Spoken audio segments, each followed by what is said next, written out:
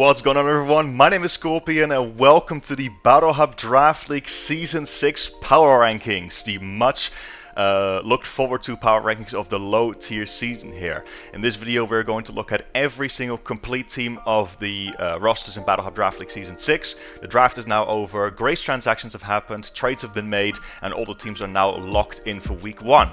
So we are going to have a look at them and we are going to rate how we think their potential is at winning the league and making playoffs, just genuinely being successful. You may have spotted that I said we, because I'm not alone. I've got two loyal commissioners joining me here today who are going to help me rate these teams. The first one of which is returning after taking a break from Season 5, BHDL's self-proclaimed #1 analyst. It is Capt B-Nard. Say hi to the people, friend. Hey everybody, Capt B-Nard here, and yes indeed I am your #1 analyst back. I'm glad you remembered. Back to go ahead and give some unbiased commentary on this. I am interested to get into the nitty-gritty of all these teams, and yeah, happy to be here. Alright, and on the other side, of course, we have the also self-proclaimed least biased commissioner in BHDL. It's Brandon. Say hi to the people, friend. What's up, everybody? It's your boy, fellow commissioner Brandon P. is here to give my unbiased opinions on everything that I can. Just everything, guys. Just everything. Sweet. Thank you so much, guys, for joining me, and we're going to waste no further time. However, there are obviously, with the Power Rankings, a few disclaimers that I need to get out of the way first. The first one of which is that we are human beings. We make mistakes. We have opinions. Opinions seem to be a bit, of a bit dodgy topic in 2025. If we don't think your team is as good as it is, that is nothing but an invite for you to prove us wrong. All right? We don't think negatively for you as a person or as a coach or anything of that like that. If we think your team is not like top tier material, we fully trust your ability to pilot it well, take it far, and hopefully again you can prove us wrong. On top of that, we also want to clarify that we are not judging these teams by player skill. There are, of course, a couple of coaches that we know have performed very well in the past, but there's also a couple of newcomers among us this time. So that's why we want to make sure that we don't take, we don't make assumptions about, this person's a good player, so their team must be good, right? No, we're not doing that. We're going in completely, with a complete open mindset and not judging player skill. So again, please keep that in mind. And without further ado, let's move on. I think. So to summarize what you're saying, Scorpion, you're basically saying if the people don't like what we have to say, get over it, Snowflake. Exactly. That's the short, blunt way of saying it. But yes, if you want to skip ahead to any teams, there is always a bunch of timestamps in the description down below if you want to skip right ahead to your team. Although, please note that a lot of work goes into these and it's probably going to be a very long session. So if you could watch the whole thing, we'd really appreciate that. But without further ado, we're going to go by draft order. So let's jump into the first team here, which is going to be West Texas gentleman Arcanines team and his West Texas Arcanines. I've got my notes here, and I guess I'll start off with this one because Arcanines is a very dear friend of mine, and I love his team. So let's get into it. Very solid team. I like this team a lot. I did help him put it together a little bit. There's definitely lots of good points I have about this team. First of all, this team has a lot of priority options. As you can see, we've got the Ice Shot on Donphan, we've got Extreme Speed on Arcanine, we've got Sucker Punch on Bishop, Sucker Punch and Shadow Sneak on Decidueye, and I'm pretty sure Lycanroc Midnight gets Sucker Punch as well. And because of how scarce that roll compression is on this draft board, there's no Dragonite, there's no King Gambit. I really like that for a team, so I think that's a really, really strong point. And overall, his type chart is also pretty balanced. I mean, there's a couple of type weaknesses there, as you can see, but none of it is overly, there's not one specific weak point. He definitely has switch-ins to certain things. As you can see, he's got a bit of a water weakness, but he does also have Water Absorb Vaporeon, among other switch-ins, so definitely really like this team. My biggest criticism at this team, however, is, like I said, there's a lot of utility, there's a lot of good stuff here, multiple Stealth Rock users, good speed tiers, all that. Main criticisms. Number 1, there is no grounded poison type on this team. Despite having Donphan as a hazard removal and also Noivern, this team has no way to get rid of Toxic Spikes, so that's going to be a very, very rough thing for him to answer. Secondly, there is no Toxic Spike setter and also no Spike setter, so his only hazard option is Stealth Rock, which I'm personally not a fan of, and I know that spike setters are a little bit scarcer in this, but that's not something that I'm a particularly big fan of. So yeah, definitely a strong team overall, but those are some weak points, and the toxic spikes especially is something that I have been on the receiving end of multiple times, and I don't think a good team can ever afford to be weak to those. So that's my criticism, but still overall, solid team for sure. But Cap, what do you want to say about this? All right, so I agree with most of the points that you made. I would say, when I look at this team on paper, one of the first things that jumps out to me, like you said, is there's a lot of great priority, a lot of great utility options on this team. Donphan as his number one pick, as we can all see, is like the king of utility, especially on this lower tier draft board. You can see why it was the number one overall draft pick, because it is just the king of utility in this format. But aside from that, the team is pretty balanced offensively and defensively, right? So he's got a lot of fast threats on the board, like Noivern, for example, is a good one. Zebstrika is a good one as a Terra Captain as well. But he's also got a lot of bulk on the team, going back to the Donphan, Bisharp, Vaporeon, even Delphoxes for the speed category, as I forgot to mention. But Wigglytuff as well. You guys know I'm a big fan of the Wigglytuff. The Joey Fontaine lookalike has been drafted, so I'm proud of that for sure. Yeah. Am I not? Who's to say? But I'll leave that to your own interpretation. However, this team is not all sunshine and rainbows. There are a couple of pretty big negatives, in my opinion, and I think you kind of hinted at both of them, or at least one of them, and that is the fact that the only type of hazard this team can set is Stealth Rock, and I do view that as a pretty sizable negative because, like you said, no toxic spikes, no regular spikes, no sticky web. It's just Stealth Rock. So that is going to, I think, give his opponents a lot more leeway to maybe either just, bring their levitators, bring their flying types, not even worry about hazard removal, just run boots on like the one or two Pokemon that they're concerned about. So I think that in and of itself is going to make his opponent's prep noticeably easier, which is a big negative for him. The second thing that I want to call out as a negative on this team is, oh my God, the ground weakness on this team is disgusting. So he has 5 ground weaknesses on this team, which is half the team. As you can see, he's only got 2 ground resistances or immunities in the Noivern and the Decidueye. Now, to be fair, to play devil's advocate, the Zebstrika and the Lycanroc Midnight, those can indeed Terra out of their ground weakness, although 2 of the 3 Terra types that he put on Zebstrika are also weak to ground. And that is one of the 3, I should say, on Lycanroc Midnight is also still weak to ground. But even if he does, I'm not a big fan of needing to use your Terra to get out of a type that your team shouldn't be that weak to in the first place, if you know what I mean, because that's like you're putting yourself in a corner for no reason almost, in my opinion, for doing that. That's a big negative for me. As you guys know, I am the type chart guy. I do them all in my head, no prep document here. So that is a big negative for me. I will say the one positive I forgot to mention is I do like the Terra Captain placement on this team. 50%, so I guess it's half and half. So I really like Zebstrika as a Terra Captain. I think the optimal Terra Captain setup is 1 physical, 1 special attacking Terra Captain. So I actually would have liked to see, and I'm not just saying this because I'm biased, although that's part of it. I would have liked to see Wigglytuff as the second Terra Captain, and then either or Zebstrika or Lycanroc Midnight to kind of balance that part of it out. But other than that, I do still think it's a pretty solid team. But Brandon, how do you feel about it? Well, for starters, you guys never fail to take the words right out of my mouth. And when it comes time for me to talk, I'll be sitting here like, dang, what do I even say? But I just really agree with a lot of the points y'all made. I do think the team overall is solid, but it's like those just a few nitpicks, but they're kind of like big nitpicks, like for example the lack of a grounded poison, so T-Spikes can just wear this team down. Granted, Donphan can just beat boots and come in, but you might want to run something different. I don't know. I don't like having it Pokemon when they're locked into wearing the same item every week or something, just to avoid certain situations. And like you pointed out, I'm also not a big fan of tearing out to not be weak to something you're sure to be immune to. I'm not immune to, but not as weak to. because even if he tears one of his Terra Captains, there's still 4 Mons that are weak to ground. Now, realistically, do all 5 of these Mons come to the same game? Probably not. But at the same time, like, it's just something you have to always account for. And, yeah, I feel like he has a good team. All right. But I also see how in certain situations, his opponents can probably just find ways to wear the team down over time a lot quicker than it may appear.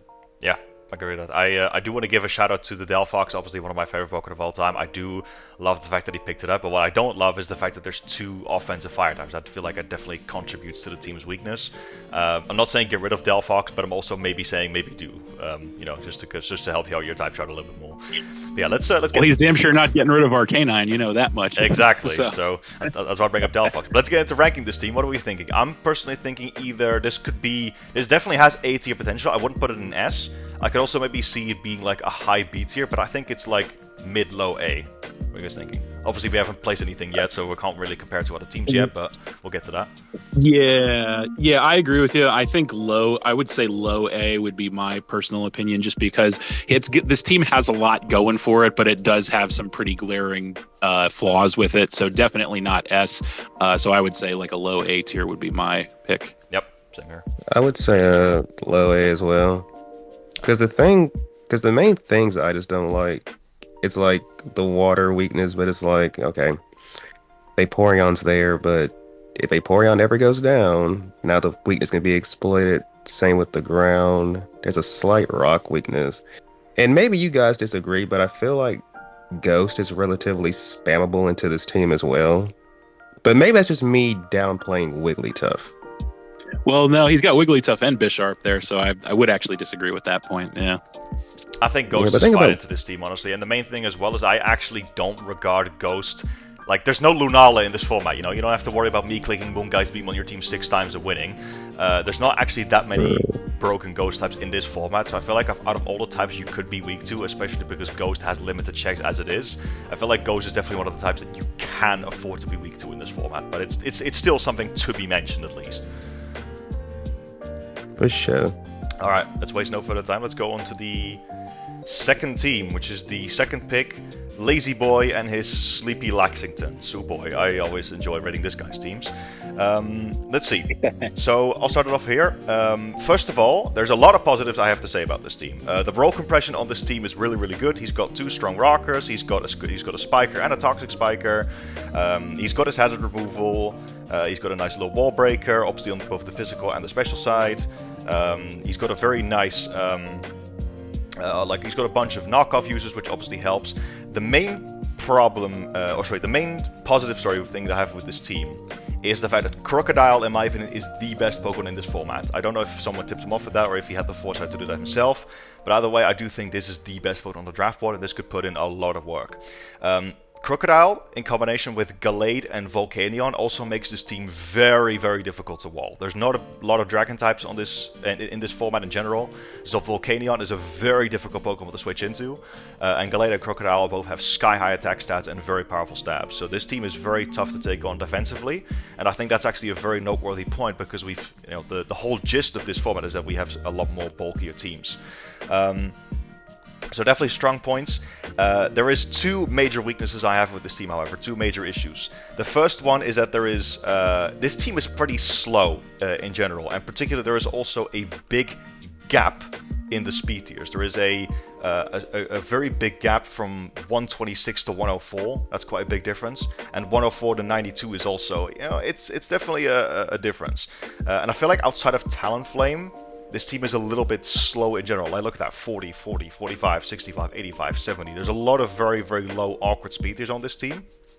And that normally wouldn't be that big of an issue, but another problem that I have with this team is a lack of pivoting. Crocodile can't pivot, neither can Volcanion.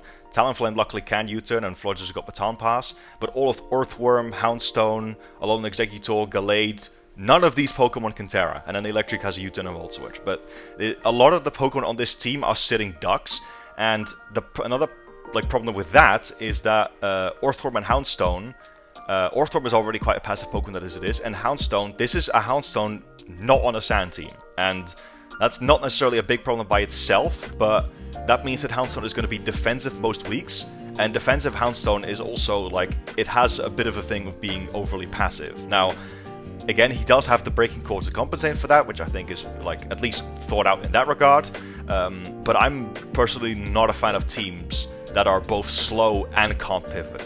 I really think that Lazy Boy is going to lose a lot of momentum in his games by switching some of these Pokemon in and have them just be sitting ducks. But like I said, the roll compression of this team is excellent. Crocodile is always a big plus, and like I said, he's got that powerful breaking core. So definitely, I think this is a very solid team. But yeah, it definitely has like I think this team has high highs and a couple of low lows. That's what I'm thinking. But what do you guys think? Well, so here's one thing I can say about his team. So two things. Just to go kind of against a couple of things you pointed out. I will say in my experiences with Houndstone,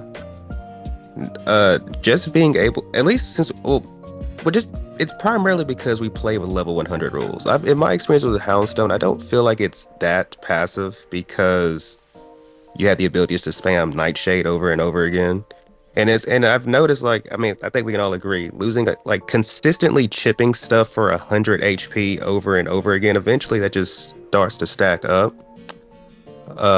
So I do have a slightly different opinion on, and there's just some other stuff I know Houndstone can do. I just have a slightly different opinion on Houndstone.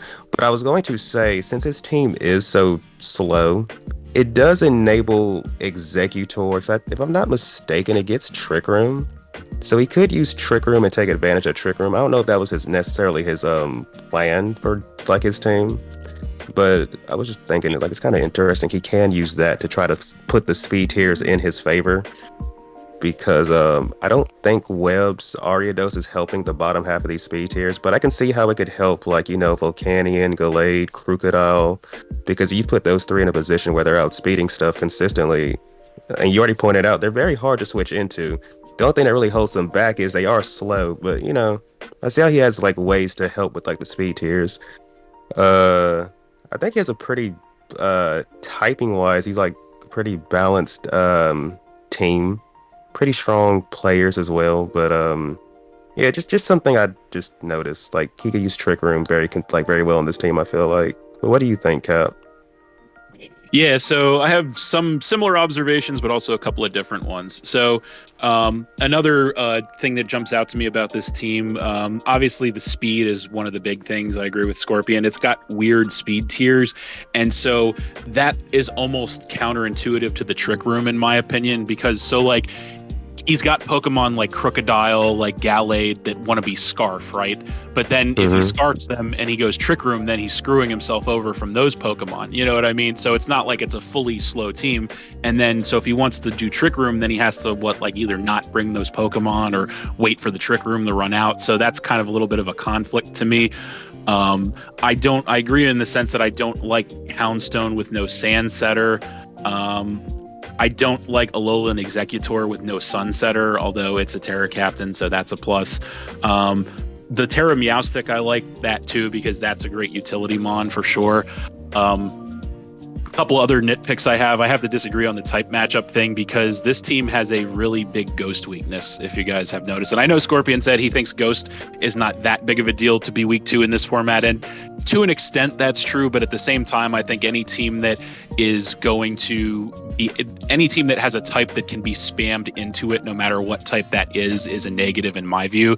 And unfortunately for him, his only Ghost resist is Crocodile, and you do not want to be switching that thing in on attacks willy-nilly, because that's your sweeper, so you don't want to switch that thing in, because then if your opponent reads it, you've just lost it and you're screwed. So I don't like that. And another thing I actually don't like about this team is that I believe his only hazard remover on this team is Defog Talonflame. Correct. So that's kind of a problem for me, because that basically forces him to run Boots Talonflame every week, and it's just Boots Talonflame every week. So that makes the team kind of predictable in that regard. Or he just gets eaten alive by Stealth Rocks. Those are his two options. So, I mean, I do agree with you. I agree with what you said, Scorpion, as far as this team has some pretty high highs, but it also has some pretty low lows too. So yeah, I've got definitely got mixed feelings about it. I getcha. One tiny thing I do want to note is that because I feel like we can't like Talonflame is primarily it's a little bit like Cyclers are. You do not want to be using Talonflame offensively very often. I think its primary role absolutely is a defogger, and Boots is what it wants to be running, even if it is offensive. So I feel like that's not as big of a weakness. And I also think that because of how versatile Crocodile is, if there ever is something like a special that can Ghost type that can spam Shadow Ball into his team, an Assault Vest Crocodile would scare that thing out every single time. And Crocodile is his best Pokemon. There is practically no reason ever not to bring that thing, so he's always going to have at least one Ghost Resist. Now, do I agree with you that it's still a negative? Absolutely. But I think that, that is a way he can work around it. So I think that is a strong point of the team, in my opinion. He definitely has. It's not like he runs into, I don't know, a Chandelure and he's completely screwed. That's absolutely not the case. But yeah, it's noteworthy for sure, and it's worthy to bring up. Let's get into ranking this team. So, me personally, I think this has A-tier potential, but you know what? I want to hear what you guys have to say first before I cast my own judgment. Brandon? I think it has A-tier potential. It's just, I don't know if I would put it above Arcanine or below Arcanine, because I want to put it below. See, I'm actually kind of thinking about the same as Arcanine. I'm thinking like low A personally, because to me that statement of it's got some high highs and some low lows, to me that translates to, because the high highs are pretty good. Like if you can get a Scarf Crocodile sweep going, or whatever the case may be, that's pretty broken, obviously. But yeah, I would personally say like low A tier, kind of the same as Arcanine. Yeah, like again, I agree with putting it next to it. It's just like, is it above or below? I think for me, just the fact that he has like Crocodile and the fact that the roll compression is a little bit better. Like this team has a grounded poison type, it has a Spikes user. I think it's actually above Arcanine. Yeah, a little bit. I would say I would put it a little bit above, but I would put them both kind of low A. Yeah. All right. Looks like that's settled, and we're gonna move right along to the next coach, which is gonna be Pokemaster 88 with his California Trailblazers. Cap, do you want to start off with this one? I was actually going to say I think we should have Brandon start off with this one, because he knows Pokemaster so well, and then I'll take the lead on the next one. Yeah, I was going to say, okay, you take the next one then. All right, cool. Brandon, go ahead. Okay, so, like we be saying, the way people, usually your first round pick is how you kind of want to define your draft, right? And I felt like his first round pick in Heracross was actually like a pretty solid pick, really strong like guts user. And if I'm not mistaken, Heracross also gets Moxie, if I'm not mistaken. It does, yeah. Oh wait, it's on the screen. I'm tripping. Brandon, just read. Anyway, guts Moxie. So a little like regardless, it can be a good sweeper, whether it's with guts or with Moxie. And then I just Chris has had to get his beloved Tinkaton. I'm not sure if you keep up with him, he's had Tinkaton a lot recently. I think his team, now I'm not going to lie, the person who pointed this out to me was definitely Scorpion, but his third round pick in the Zoroark, I feel like he drafted a lot of good Pokemon he could disguise it as.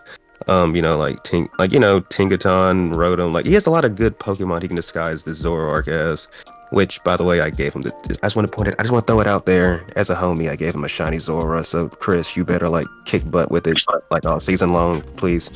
But I think he has a pretty like cool solid team overall. He has like rocks with the Clodsire, which just gets everything, and then it's also like the bonus fact that it gets unaware, so like at least on the special side, nothing is setting up on him and trying to sweep him.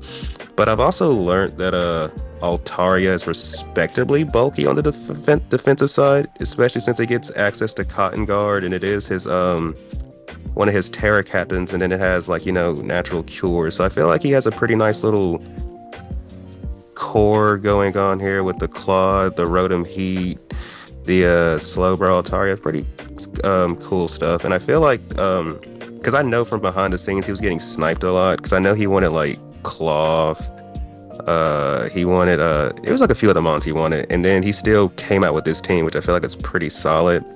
Now some of the negatives, one thing, like like Captain B-Nard pointed out, like having like a type that is spammed into you is kind of not good. It's not good. And I've noted, and as we can see on the screen, he has an overwhelming weakness to fire, which I feel like most people ended up with a pretty strong fire type, so I don't feel like that's really like helping him out. I know like Scorpion pointed out earlier with Ghost, like some typings you can be okay with being weak to. I don't feel like fire is one of those. Outside of fire, I think the only other thing I saw was the rock, so like stealth rock weakness, but I also feel like he has a good spinner in the Bramblegas, and then he has defog with the Altaria, but at the same time, do you want your Terra Captain to be your... I know like I don't like stacking roles on Pokemon, so it's like, do you want your Terra Captain to be your primary defogger every week as well? And then with Bramblegas, well, you can just get spin blocked, and it doesn't help that Bramblegas's main way to hit other ghost types is Poltergeist. So if you really want to, you can pull up with your ghost type and no item, and now Bramblegas really can't do much to you, which, you know, I'm not saying I'm gonna do that in week 1 or anything, I'm just saying. But yeah, I think the team has some pretty good points, but then it has like a few things that kind of bring it down. But overall, I feel like between the 3 teams we've looked at, this is like the best one, because mainly because like when I look at this type chart, he just has like a lot of ways to switch into different things, and then I feel like that's compounded by the fact that he has Zoroark, who he could disguise this thing as pretty much anything on his roster and get some kind of value out of it. But you know, I don't want to talk forever. What do you guys think? Yeah, so I agree with most of the stuff you said. I do think that there's a lot of great utility on this team, very strong defensive core on this team, as you were talking about. The Terra Captains, I think, are very well placed on this team. Both Altaria and Glaceon really benefit from Terra, so I like that a lot. The one thing, or I should say the 2 things that I noticed that were pretty big negatives about this team were, as you kind of mentioned, the fire weakness. And I agree with you 100%. Fire is not a type you want to be upside down on, because if that's the case, then you might be in trouble. It doesn't really help that one of Altaria's Terra types is Steel. So that means he'd basically be trading one of his few fire resistances for another fire weakness if he wants to be Terra, Steel, Altaria, which under normal circumstances would be a good thing because it pretty much flips the type chart upside down, and that's what you want with a Terra. But in his situation, that could be a long-term negative because that just adds to that really big unchecked fire weakness. The other big thing that I noticed about this team is that this team leaves a lot to be desired as far as speed goes. Like, where really is the speed aside from like Sceptile? Okay, that's pretty fast. But then you have, I think, Zoroark, and then from there it's like, where's the speed? You know what I mean? It's really not there from what I'm seeing. So this is definitely more of a defensive build, which is fine because, you know, like Scorpion said earlier, with lower tiers, you're going to see that more. But I definitely would have liked to see a little more in the speed department, because I have to believe, you know, and this is purely speculative on my side, but I don't know how many weeks he's going to want to even bring the Sceptile. So to me, that kind of, I don't want to say like halfway takes that off the board as far as speed goes, because I think Sceptile without Terra is kind of limited in a sense. So, you know, it's in the 7-point category for a reason. Obviously, it's not a bad Pokemon, but it can also be potentially unburdened, although he doesn't really have an immediate way to take advantage of that on his team. So that is a little bit, you know, makes it a little less useful as well. So yeah, those are kind of my thoughts on it. It is definitely a strong team. It's definitely got a lot of potential, but definitely has some problems with it too. But what do you think, Scorpion? Yeah, so most of what I wanted to say has already been said. Like I said, I do think very highly of Heracross as a round 1 pick as well. I think that's a really, really strong Pokemon. It's very, very versatile offensively. Very scary cleaner with Moxie or Wall Breaker with Guts. The role compression of this team is excellent. It has pretty much everything except, yeah, what B-Nard said. There's a little bit of a lack of high speed tiers. Again, yeah, Sceptile sits at 120. I will say on the positive end of the speed spectrum, he doesn't have any big gaps between the speed tiers. Like the highest gap between your speeders is 15, unless we're talking at the lower end, but that really doesn't matter. But there is no more than 15 points of speed between certain Pokemon on the higher end, which I think is actually a positive. But yeah, I would have definitely liked to see like a 110 Pokemon in there. That would have helped.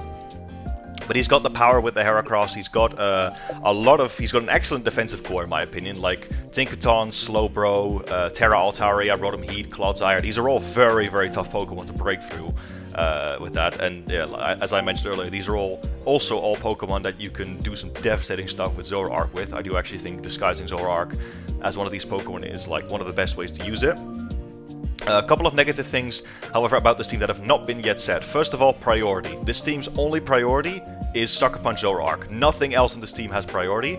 I literally just double-checked while you guys were talking. I checked if Glaceon has Ice Shot. It does not. So Sucker Punch Zoroark is the only priority. Secondly, I'm actually going to have to disagree. Don't take me wrong, right? Glaceon is probably my favorite evolution next to Leafeon. I don't think very highly of it. It does have its non-essential niche. Obviously, it's got a very high special attack stat and Ice Staff, which is great. And Terra obviously, mitigates the coverage issues that it has, which I think is really good. But it is horribly slow, and I also think that Sylveon is actually, Glaceon, I mean, is a Pokemon that needs, well, not needs, but I think it benefits a lot from Snow, because Blizzards is a move that it really, really likes to spam, and its ability Ice Body actually helps it out a lot. Every single time I see Glaceon being used, both in Standard Play and Draft, to some extent, it has Snow support. Not saying you need a Snow setter for it, but I think definitely some kind of like chilly reception or a good manual Snow setter would have really helped, which this team doesn't have as far as I can see. So, but yeah, like I said, the role compression on this team is still excellent. I think this is a good team, but those are some of the negatives that I have to say about it. Let's get into ranking it. So, what are you guys thinking? I would put it in A above. Personally, I would put it above Arcanines team. Yeah, I would have to say A as well. I mean, don't think we're taking the lazy way out and just saying everybody's A, but I think that this does deserve to be an A team. I think because it does have a lot of going for it, I will say, but it also has some pretty obviously negative things too. I do agree with you there. That was something I didn't catch, was the lack of Glaceon support and synergy. So that is kind of another little knock against it. So I do think it's an A. Whether it's above Arcane Minor or not, that's a hard one. I don't know. I would say, I don't know. I personally like this team the most out of the three we've ranked so far, just because of the fact that this team's raw compression is excellent, and two, I do actually think that like the way it's set up, like there's no, like I think Chris's flaws are a lot more able to be worked around than Lazy Boy's flaws, and we ranked his team above Arcanine, so I think Chris's is like the best of the three, personally. Oh, and just something I also wanted to point out is that I just realized, even though his team is kind of slowish, he does have like speed control options, in the sense that as long as he's not going up against like a really strong ground type, he does have 3 really, really good T-Wave users. And something I just realized as well, Altaria and Glaceon, granted, I don't know if he actually wants Glaceon to set Snow, but Altaria and Glaceon do both get Snowscape. So both of them can put the Snow up.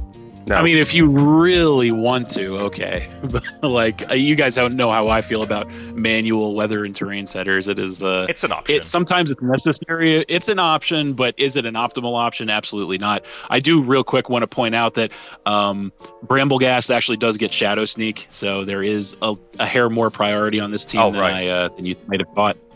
But that's still only 2 moves, so that's still not a lot. It's not as repulsive as just Sucker Punch Zoroark, but it's definitely sadly on the weaker end of priority though, as that goes. I do think still it's like sufficient enough of weakness to warrant mentioning it. But yeah, again, of course, above or below Lazy Boy. I'd put it above. Yeah, let's go above. All right. We don't want to take forever picking every nit. That's true. All right. Let's go. Oh, that's the Discord screen. Let's go right along to the next team, which I forgot who was. King Barra, coach of the Italian Inkays. Right. Yes. B-Nard, take it away. All right. So the most important thing you need to know about King Burra and the Italian Inkays is that he is an avid, and when I say avid, I mean avid Joey Fontaine fan and supporter. So automatic S-rank team. We don't even have to talk about it any further. What's our next team we have? Yeah, good one. No, I'm just so all right. So I do like this team a lot, actually. I'll just tell you guys that right now. So a couple of things that pop out to me right off the cuff with this team is very balanced. So I feel like he has a good offensive to defensive balance on this team. There's a lot of utility on this team as well. The synergy is a big thing. So Hippowdon and the Lycanroc, obviously, you got the sand synergy there. Primarina, his first pick, is a real powerhouse, especially in this format. You've got the utility with Hippowdon, the hazard setting, of course. Lycanroc in the sand, obviously, we know that can be a real problem. I like the Terra Captains on this team. I like Cryogonal as a Terra Captain a lot in this format specifically because I believe, aside from Electros, I want to say it might be one of the only... Oh, no, Electros can't Terra. I was going to say it might be one of, if not the only Levitator that can Terra. And you guys know I love my Levitators. And I love the fact that you can put Terra Electric on a Levitator and have a Pokemon with no weaknesses. So, in fact, he did do that. And so I'm a big fan of that as well. Speed, he's got good speed with obviously not even just Sand Rush Lycanroc, but he's got good enough speed, of course, with the Electivires, decently fast, but Salazzle's pretty fast as well. He's got good utility options with Driftblim for hazard removal, of course. Cryogonal gets Rapid Spin. And then, of course, he's got the mascot Inky at the bottom, which we can't forget. If it sees a game, I'll be surprised. It's just there, but he could, if he's doing real good at the end of the season, just kind of troll and bring it along. So, but yeah, overall, I think this is a really strong team. Another big positive that I have is that this team is very type balanced. This is by far the most type balanced of all the teams that we've looked at so far, which you guys know that's a big deal for me is type balancing. And I don't really see any glaring type weaknesses on this team, which is a big positive. So, but Scorpion, what do you think about this one? Yep, agree with a lot of the points you said. I'm very fond of this team as well. First of all, if we look at raw compression, this team has literally everything. It has plenty of strong priority options. You got Vacuum Wave Cobalion, you got a Celerock on Lycanroc, you got a Stab Sucker Punch on Cacturne coming off of a good attack stat. So that it's absolutely sorted in that regard. It has multiple good rockers. It has a Spikes user, a Toxic Spikes user, a Toxic Spikes Absorber. It has excellent speed tiers, even outside of Sandrush Lycanroc, but that helps it even more. Plenty of strong power, obviously. Primarina, Cobalion, all of these mons hit really, really hard. Electivire also adds a bit more onto the power. I actually, normally not a big fan of Electivire, but I actually think it has a solid role on this team. Plenty of electric communities, and he's got a bulky water, obviously, with his round 1 pick. The roll compression is perfect, literally perfect for me. Like I said, excellent speed tiers, lots of strong priority. As B-Nard also said, a nice mixture of offense and defense as well. Literally the only negative thing I have to say about this team is there is a little bit of a water weakness. But even that is he does have a Terra Captain in, Water Absorb Cacturne, which helps with that.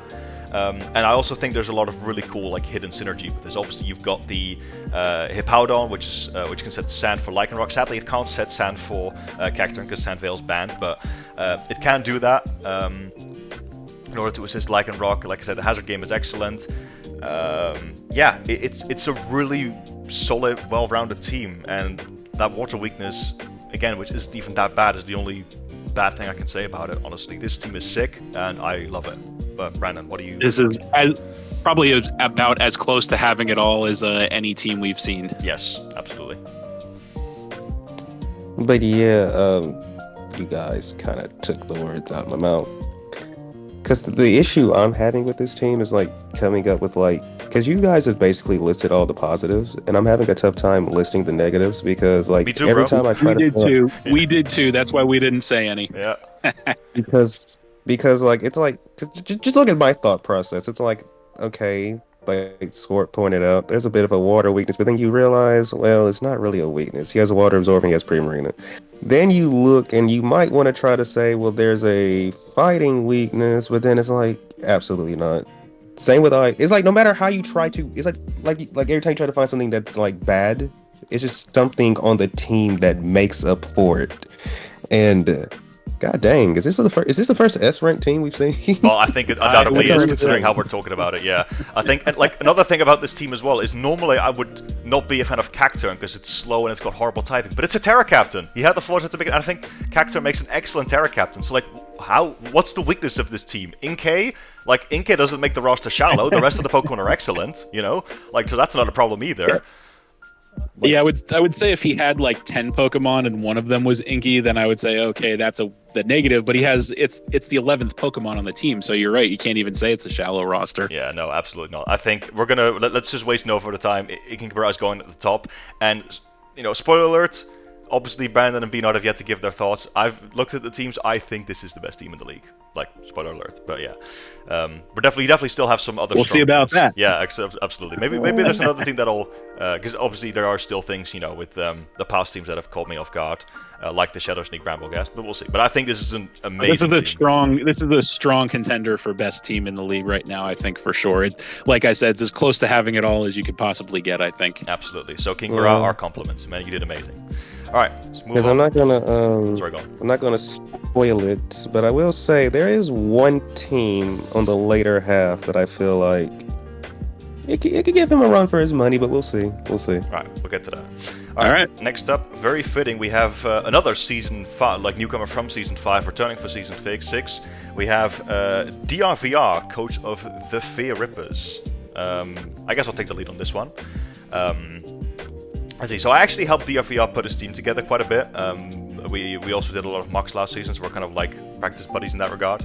But I think this team is really good. There's a lot of positives I have about this team. First of all, again, roll compression. The only thing, like he's got strong priority options. You've got first impression on Flygon. You've got Phalanx with first impression, which by the way has Terra Bug, so you can power that up even further, which is another little positive. And Grimmsnarl also gets Sucker Punch, which helps a little bit. And Grimmsnarl has a deceptively high attack stat, so that's definitely good. And if you really want to count that, technically there's also Gale Winch Fletch in there, but that's a little cool. Multiple good rockers, again, Spikes, T-Spikes, it's all there. He has good speed tiers as well. He's got Inteleon at base 120, and like 2 other Pokemon above with base 110, which is excellent. A very strong power on both the physical and the special side. All the immunities are there. He's got a couple of knockoff users as well, which helps. I feel like this team has a lot of modes, which is a big positive that I had about it. I feel like there's like you could go Grimmsnarl and then like with Nasty Plot Petulant, Leaf Storm Superior, No Retreat Phalanx. You could go very hyper offensive with this team, like you could also set up with Tidy Up Chinchino. But this team can also take it back and go a bit more defensive. You can go with like a physically defensive Petulant. Grimmsnarl again can be maybe a bulky setup variant, just spreading status. Superior is low-key very slept on as a defensive mono, can easily just spam Leech Seed, Glare, do all that funky stuff. Electabuzz, not the most defensive Pokemon in the world, but it does have decent bulk, mono-electric typing, and a Violite, so that helps. And I also personally think that Phalanx in general is one of, if not the best Terra Captains on the board. So the fact that that thing is not only here, but possibly supported by screens, so it's even easier to set up, I think is very, very strong. So yeah, and honestly, the only big negative I have about this team, because as you can see the type chart is also excellent, but I guess we'll leave that to B-Nard to fully analyze it.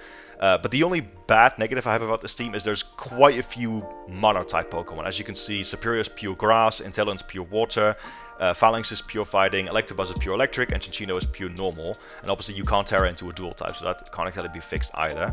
So I think that does leave the team like there's not as like there's still like almost every type is included, but I think some of these Pokemon are perhaps walled a little bit easier than they would have liked. But still, overall, I think this is actually a very solid team, and I know that DRVR also got sniped to hell this season, so I'm still very impressed that he managed to pull this off. But what do you guys think? Yes. Oh, go ahead, Brandon.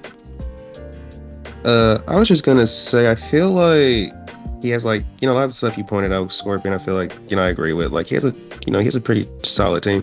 I was trying to figure out how to word this, because I feel like his team, what's the word I'm looking for? Or the phrase. It's like he doesn't have a lot of like weaknesses, but when I look at the type chart, it makes me feel like he also doesn't have like a lot of, I feel like Resistances? because of certain typings, he has a lot of neutralities. So it's like, yes, it's not a weakness, but at the same time, it's just certain like there's gonna be like certain types that you can just click into the team. It's just like I don't know. Maybe it's just me not seeing all the resistances I would like to see. That's just throwing me off. But I feel like part of that is that is kind of a result of having 5 mono type Pokemon. So I get what you mean. Yes, exactly. Yeah, that was like the main nitpick I had. But a lot of the other stuff you said, I agree with. I don't want to hold us up, but so Captain B-Nard, what were you gonna say? So, I like this team, but I do have a couple of issues with it. So I like the utility on this team. I like the hazards. I like the Terra captains, or at least 50% away. I do agree with Scorpion that Phalanx is probably one of the best Terra captains on the board this season. So that's definitely a big positive. Obviously, Pecharunt can set hazards. Grimmsnarl can set screens. Pecharunt can do other stuff too. Slight correction: Pecharunt does not get any hazards. It does not get toxic spikes and nothing else. Nope. Oh, I guess I'm out of my mind because I thought I got toxic spikes, but none of the loyal free do. Anyway, enough, like the loyal free and Pecharunt, none of them get toxic spikes, even though it really looks like they should. Gotcha. Fair enough. So Pecharunt can't set spikes. However, you can do some hazard setting with Forretress. That thing has all the hazards in the world. Also can spin. So yeah, there's a lot of good utility options on this team. Pecharunt can pivot with the parting shot, so that's also good. The big negatives that I have for this team, number one is I do think this team is kind of top heavy, because if you look at these Pokemon, look at all the Pokemon that are, like double digits. So you got the Pecharunt, the Grimmsnarl, the Flygon, the Chinchino, the Serperior. I think this team kind of feels like it's top heavy, which this is the first team on this season that I'm going to say this about. It kind of leads to a feeling that the roster is a little bit shallow, in my opinion, because you've got the Fletchinder, that's the obvious example. So that's like, okay, not a non-Terra Fletchinder. That doesn't seem super valuable to me. But then you have Terra Electabuzz, which is like, I don't like that at all, to be honest with you, because I feel like, when is he ever going to want to bring Terra Electabuzz over Terra Phalanx, right? Like, I don't see that being a thing, like, ever, in my opinion. So that means to me that he's got a couple of Pokemon right off the cuff that are probably not going to see much action. Like, if I'm prepping for this team, I can basically determine what 6 Pokemon he's going to bring every week. And so that kind of leads me to predictability of the team. And I think predictability is a negative in Draft League personally. So that's probably the biggest negative I have of the team, is just it seems, because it's top heavy, it seems like it's predictable. But the other negative, little bit of a negative, I think, is outside of Sucker Punch Grimmsnarl, I don't think there's really any priority on this team. I guess you could say Gale Wings Fletchinder, but like, how many games is that thing going to see, especially when it's not a Terra Captain? I did mention this earlier. There are two very strong first impression users on this team, and one of them can Terra. Phalanx gets, yes, that's right. Phalanx gets first impression. I forgot about that. Flygon does too. And I think Inteleon might get Vacuum Wave. Inteleon gets. Yeah. I'm pretty sure Inteleon also gets Vacuum Wave and Aqua Jet, and yeah, again, Flygon gets first impression. I actually had the priority listed as a positive on this team personally. I will rescind my comments then and take the L on this one. So, but however, I do stand by my top-heavy, shallow roster, which leads to predictability. That comment I will stand by. But, yeah. See, that's pretty much all I got to say about this one. I kind of get what you mean, and I don't disagree with it. But one thing I will say is that, as I mentioned earlier, I do think the team has a lot of modes, and I think that does help. With the unpredictability, like, you're gonna know which Pokemon are gonna show up, right? And I think that is still noteworthy, but I think it's gonna be a lot harder to predict. Okay, what sets they're gonna bring, right? And as someone who practices with DRVR a lot, this guy can freaking cook. Don't underestimate him. So I think that's we're not taking player skill into account, so that's why I do think it's still a negative, but I do think that helps compensate for that a little bit. I don't think this team is S, fair enough, but I do actually like it the most out of the A teams. Like Chris, Lazy Boy, Arcanine, I do actually think this is top of A. Personally. I was thinking the same thing, although I forgot first impressions existed, so I don't know what I'm thinking. But I do agree with you. I do think this is probably the highest A tier team we've seen, but I don't think it's S either.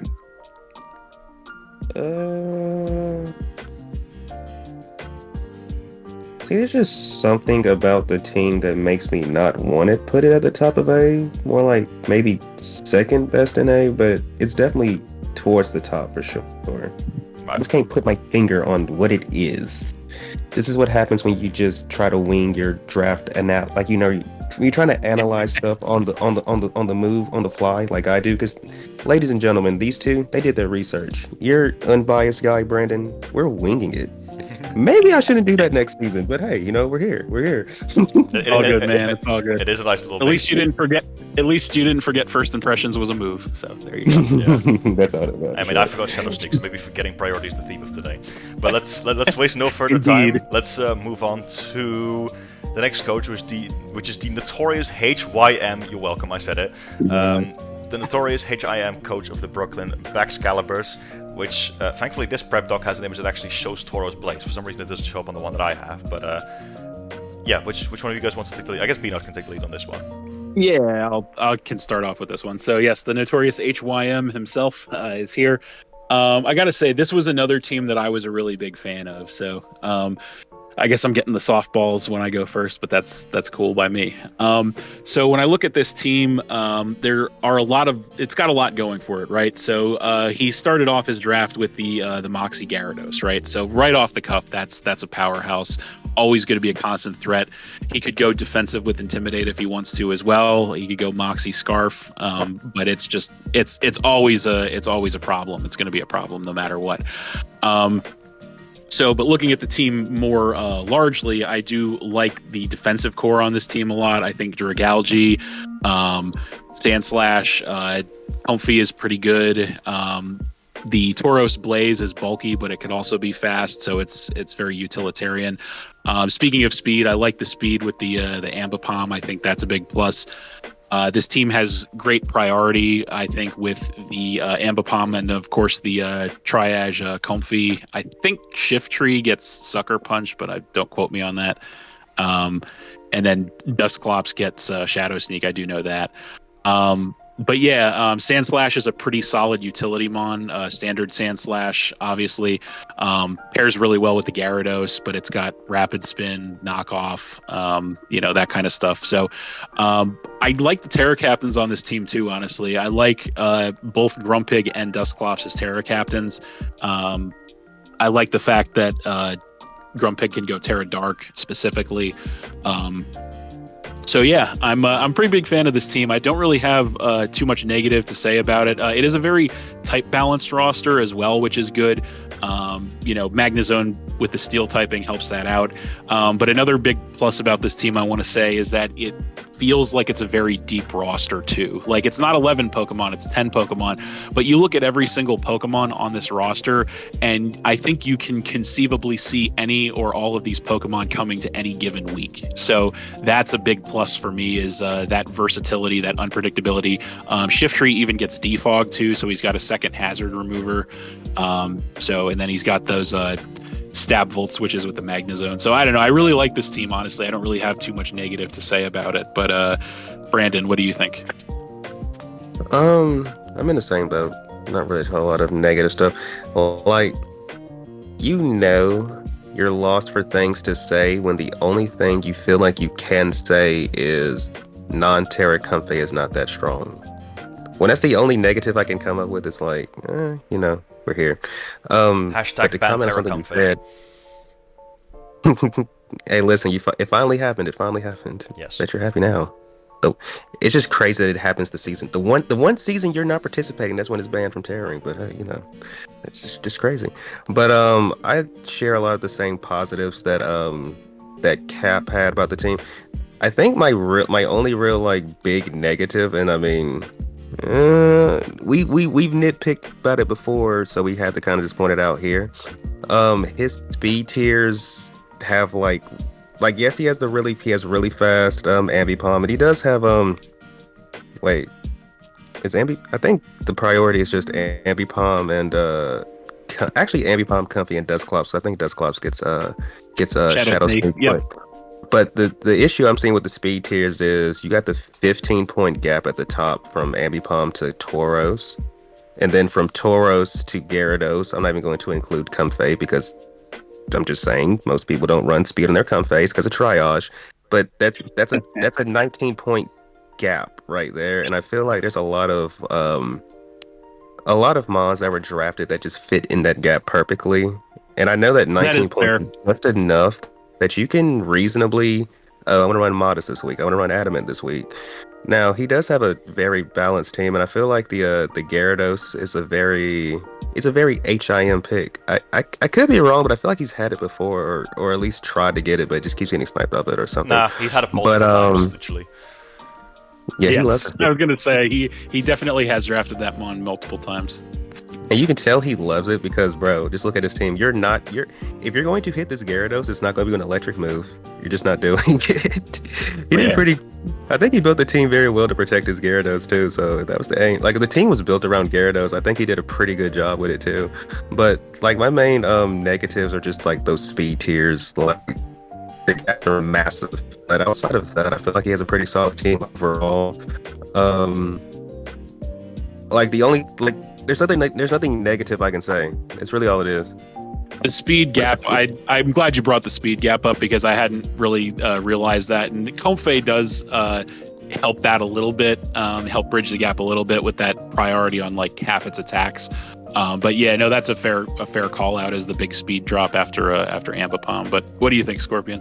So I think I definitely have a few more negatives to say about this team that you guys might either not agree with or might not have spotted, but I'll get to that.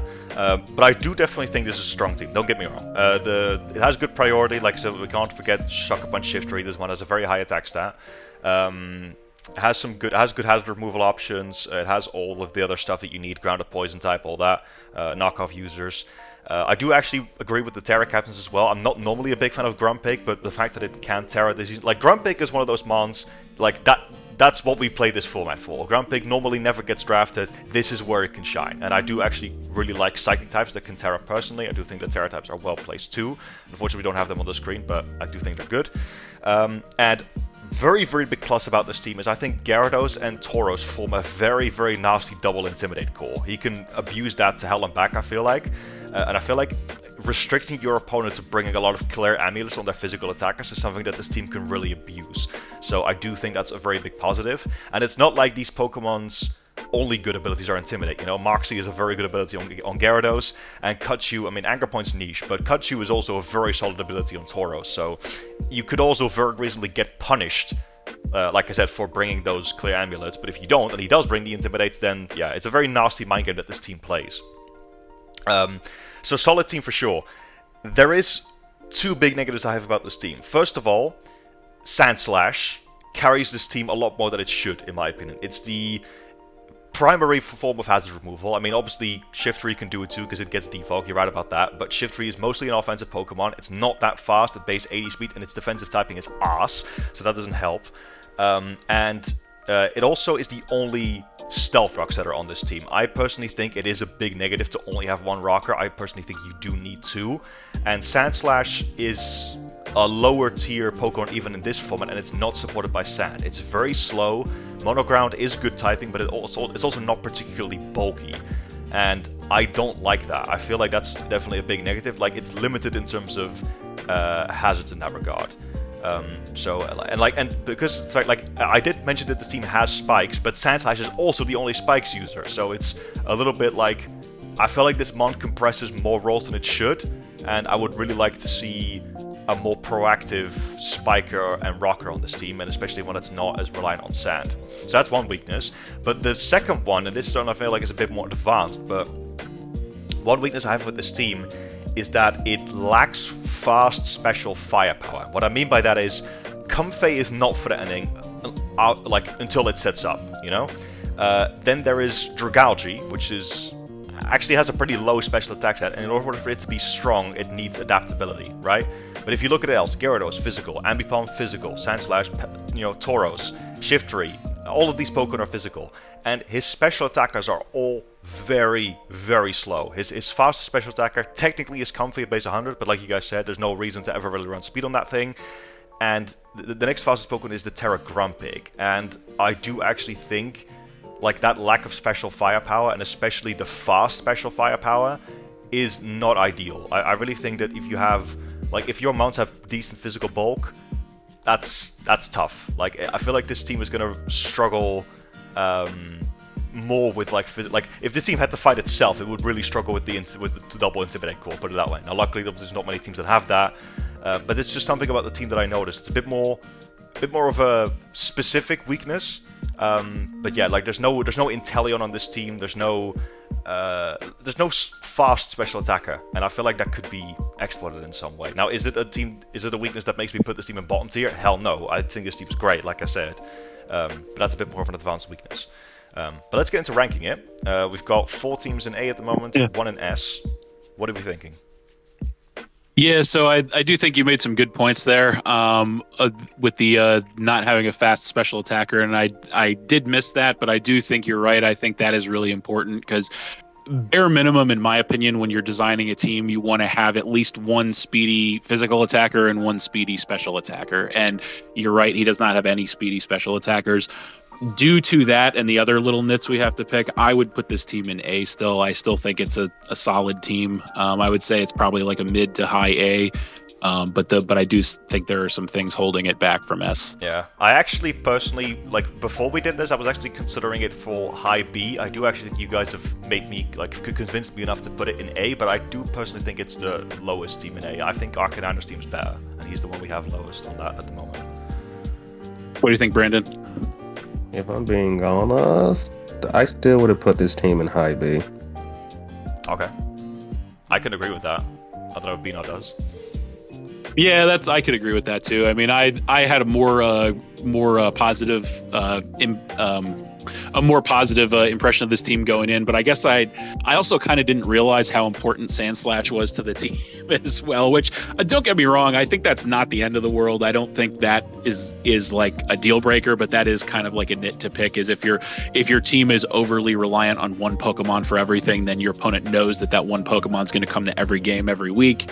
So that is a negative as well. So yeah, I'd be comfortable putting this in B. I think it's more of an A, but I'm outvoted clearly, so I'm cool with B. Yeah, I do think it's less of an issue this season because I'm not going to drop names, all right? But Brandon probably knows who I'm referring to. There was a team that had this exact same Sandslash issue last season, and that was in an Ubers League. Now, in that format, I think it is a major issue. Here, I can see it.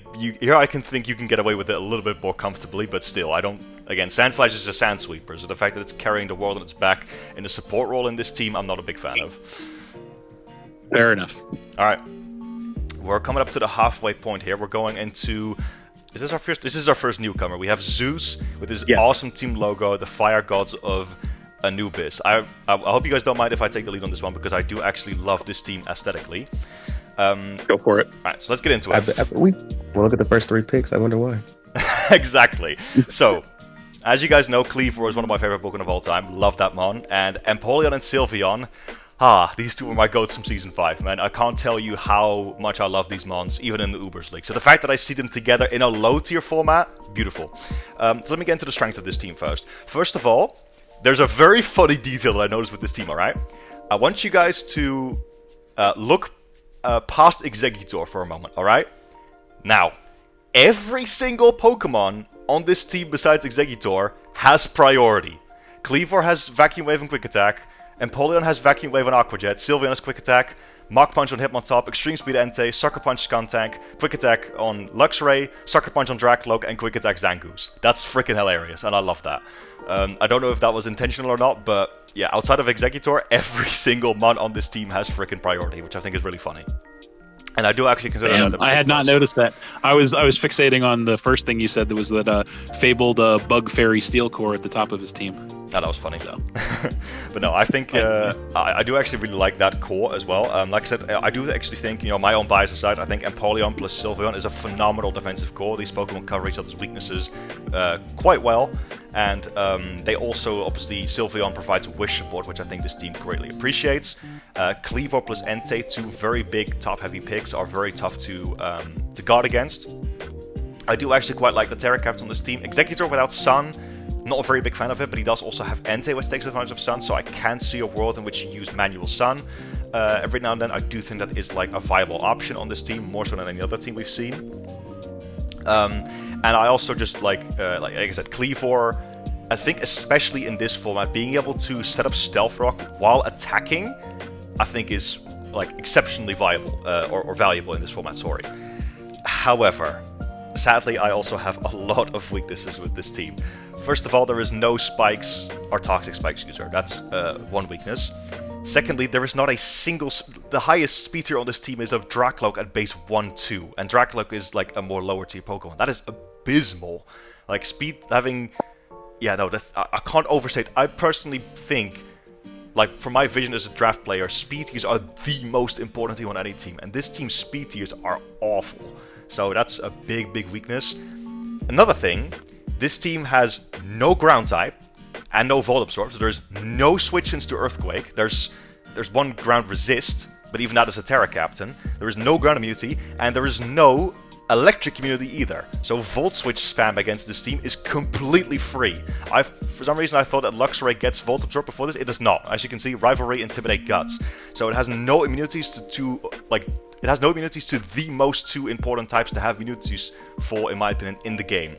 So that's awful. And if we look at it, I mean, again, they're not on the screen right now, but the Terra types don't fit these immunities either. Like, none of these Pokemon have either ground or what's it called? Yeah, ground or flying as one of their Terra types.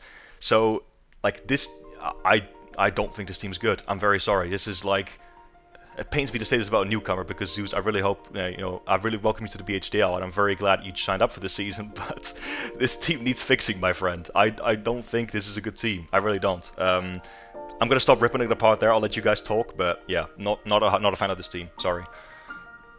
The only Brandon, what say you? I will say, the only thing you said that I didn't agree with was Cleavor isn't... So Skuntank can T-Spike, so Cleavor isn't the only hazard setter. But outside of that, I kind of agree with a lot of the other... I said there's no spikes user. There was a toxic spikes user. And also Empoleon gets rocks. Yeah. He does, for real. I didn't even know that. I didn't know Empoleon got all that. But, freaking, I was going to say, though, I feel like where this team... I agree with a lot of the points you made, but I feel like where the team went kind of wrong. I feel like the team is just really top heavy, which normally, you know, depending on how you do it, isn't the worst thing in the world. But I feel like this team, I'm sorry, this team did not mind its raw compression at all. Like, it did not, because I feel like I mean, I don't know. When I look at the team, I feel like what probably happened was he went real top heavy in the beginning, and then towards the end, it's like, okay, I'm limited on points. What can I pick from that can still fit together? Well, if I'm not mistaken, didn't he say that he thought the point cap was different than what it was at one point? Because there was a mishap at the dock in the beginning where it said 115 when it was supposed to say 105. So in our defense, that was only on the rules tab, though. The actual point counter on the draft tab, where it tracks how many points you have left, that was always 1-5. Right? I know that. I just seem to recall at one point he was like drafting, like halfway through the draft, he was like, "Oh, I think he was the one. Maybe I'm wrong, but I think he said something about that." So that may have thrown him off for the latter half of the draft. Not to make excuses, but go on. It's a valid point. Yeah. But one thing I will say, though, in this format, I mean, I feel like he has good Pokemon. I just don't see the synergy between them. Or maybe, you know, I can be blind. I do have like 14, 20 vision, but I mean, hey, I think that's the thing that's messing me up. I just don't see this. I don't see how they all synergize that well together. But Cap, so I think that there are some positives, but there are a lot of negatives as well, unfortunately. So I like the defensive capability of this team. This is definitely a more defense-oriented team. The priority is insane, like Scorpion said. The fact that every Pokemon, aside from one on the draft, has priority is insane, I think. There's a lot of utility on this team, I think. Obviously, Cleavor is a heavy hitter, especially in this format. So in my personal opinion, Cleavor was one of the best Pokemon on the draft board this season. So that is obviously a big up. So yeah, I do think the Terra Captain placement is good in the sense that Luxray, I think, is a Pokemon that does benefit from Terra. I would like to see Terra flying on it, which he doesn't have, to kind of help, fix some of those weaknesses. I do agree. Executor without Sun seems kind of meh, although like he could manually set it if he really wanted to. But the fact that awful grass psychic typing can be changed with Terra is a good thing as well. So I think it benefits heavily from Terra. On the negative side, I agree with a lot of the stuff you guys said. First and foremost, the speed. Like, I think, my God, like the fact that there's no Pokemon with over 100 speed on this team aside from Dracoloak, which, like, how often is that thing going to come to a game, especially since it's not a Terra Captain, is really a problem. This team is going to get stomped by speedy teams. I think like you won't even have to run speed investment on your Pokemon that have like in the 1-teens or 120s or above speed. You can just run Adamant, run Modest, and just go to town. So that is a big problem. Another big problem I have with this team is the ground weakness. So the fact that this team has 4 ground weaknesses and only 1 ground resistance is a huge problem for me. But it goes double for the fact that its only ground resistance is Executor. And it goes triple for the fact that Executor is one of the Terra captains, which means that if he Terras, he's going to be Terraing out of that ground resistance. So like Scorpion said, I agree 100%. No ground immunity and no electric immunity on this team is a big problem because people can just spam Volt Switches, they can spam Earthquakes, and there's really nothing you can do about it. If you get a fast electric type in there spamming Volt Switches, you get a fast physical type in there spamming Earthquakes, you're going to be in serious trouble. So I do think this team has a lot of good pieces to kind of put a cap on it, pun intended, and agree with what Brandon said. I do think that this team has a lot of good pieces, but I don't really see how the pieces fit together in a positive way. So that's my take on it. Yeah, let's get into ranking it. Unfortunately, there's not a single team that has as weaknesses as big as this. So I don't want to be harsh, but this is a D tier team for me, man. I'm sorry. I think this is not a good team. If we're being generous, maybe we could go C, because I do think it has potential to get fixed with transactions, but we're looking at it now, and I'm like, the fact that it can be fixed with transactions is not something I take into account. So I think it's a D tier team, but maybe that's harsh. I think D's a little harsh, honestly. I would go C personally, because I think that you got the Cleaver, you got the Empoleon, you got the Sylveon, you got the Hitmontop at Entei. Like those top 5, and this goes back to the top heavy, which is a problem. But at the same time, those top 5 Pokemon are all really heavy hitters. They're very bulky Pokemon. They're very good Pokemon, very versatile Pokemon. So I think the fact that there are good pieces on this team keeps it off the C tier. I do think, keeps it off the D tier. I do think C is where this team belongs. I think D is a bit harsh. But what do you think, Brandon? I agree with C tier as well. All right. Like, I'm content with because that. he has good pieces. It's just the synergy between them. Yep. Fair enough. I'm content with that. Again, I just, if you need help fixing it, my friend, please reach out. We'd love to help out. We really want to see the newcomers do well, and I have no doubt. I have no doubts in your ability as a trainer, but I don't think this team is very good. But oh man, I'm sensing a conspiracy afoot. Conspiracy. All right, you can. Scorpions conspiring with Zeus. There it is. You heard it yourself, folks. Here we go. All right, we are almost at the halfway point. Now let's go into Cody, coach of the Montreal Magnet Bombs. Who wants to start off with this one? I think it's Brandon's turn. I want to say to start off, but Brandon, I just have to warn you that you better mention the fact that he won the championship at WrestleMania, and then you can say whatever you want. Bad joke, I guess. If the wrestling fans will know what I mean, but go ahead. Yeah, I ain't gonna lie, it's been a while for me, man. I can't deny it. So Cody, I feel like has a pretty. So here's the things I like about his team. So when we get to my team, there's gonna be something that's in the very first slot that, if I'm being honest, the only reason it's there is because Cody sniped me off of this Gujar Hisui, who I actually think is a pretty great mon, all things considered, especially with that Dragon Steel typing. I also think Serena's like one of the better spinners in the format for sure. Like one of the best, especially like since I think very highly of the ability Queenly Majesty and the fact that Serena does get reliable recovery. So does the Pheasantipity. I think he has pretty. Oh yeah. Matter of fact, Pheasantipity. I'm not going to speak on it because I'm too biased towards. But I do think it's very amazing. I definitely think Pheasantipity is better than Monkey Dory. There's going to be someone who needs to hear that. But hey, we're here. But I think he has pretty cool. Well, okay, I don't really know a lot about Go-Goat, but I've heard a lot of people talk and say it's got potential. I don't know a lot about it, so I'm gonna put Go-Goat to the side. But I was gonna say I do think Pyroar in this format in particular is a pretty great terror option because that's a pretty nice speed tier compared to everything that's available. And then it does hit pretty goddamn hard, like with kind of like specs and throat spray sets, like those just go crazy if you can't answer them directly. Um, I feel like it has pretty great typings. The rolls, I mean, correct me if I'm wrong. I think the only hazard setter is Gligar, which I mean, there's like there's some mons I feel like you can get away with them being the only setter. Gligar in this format, maybe you can do that. Um, the only thing I really don't like about the team is the fact that he only has, and once again, correct me if I'm wrong, I think the only hazard remover is Serena. I'm not sure if Flamingo gets defog or not, but even then, most people don't run a supportive Flamingo if it does.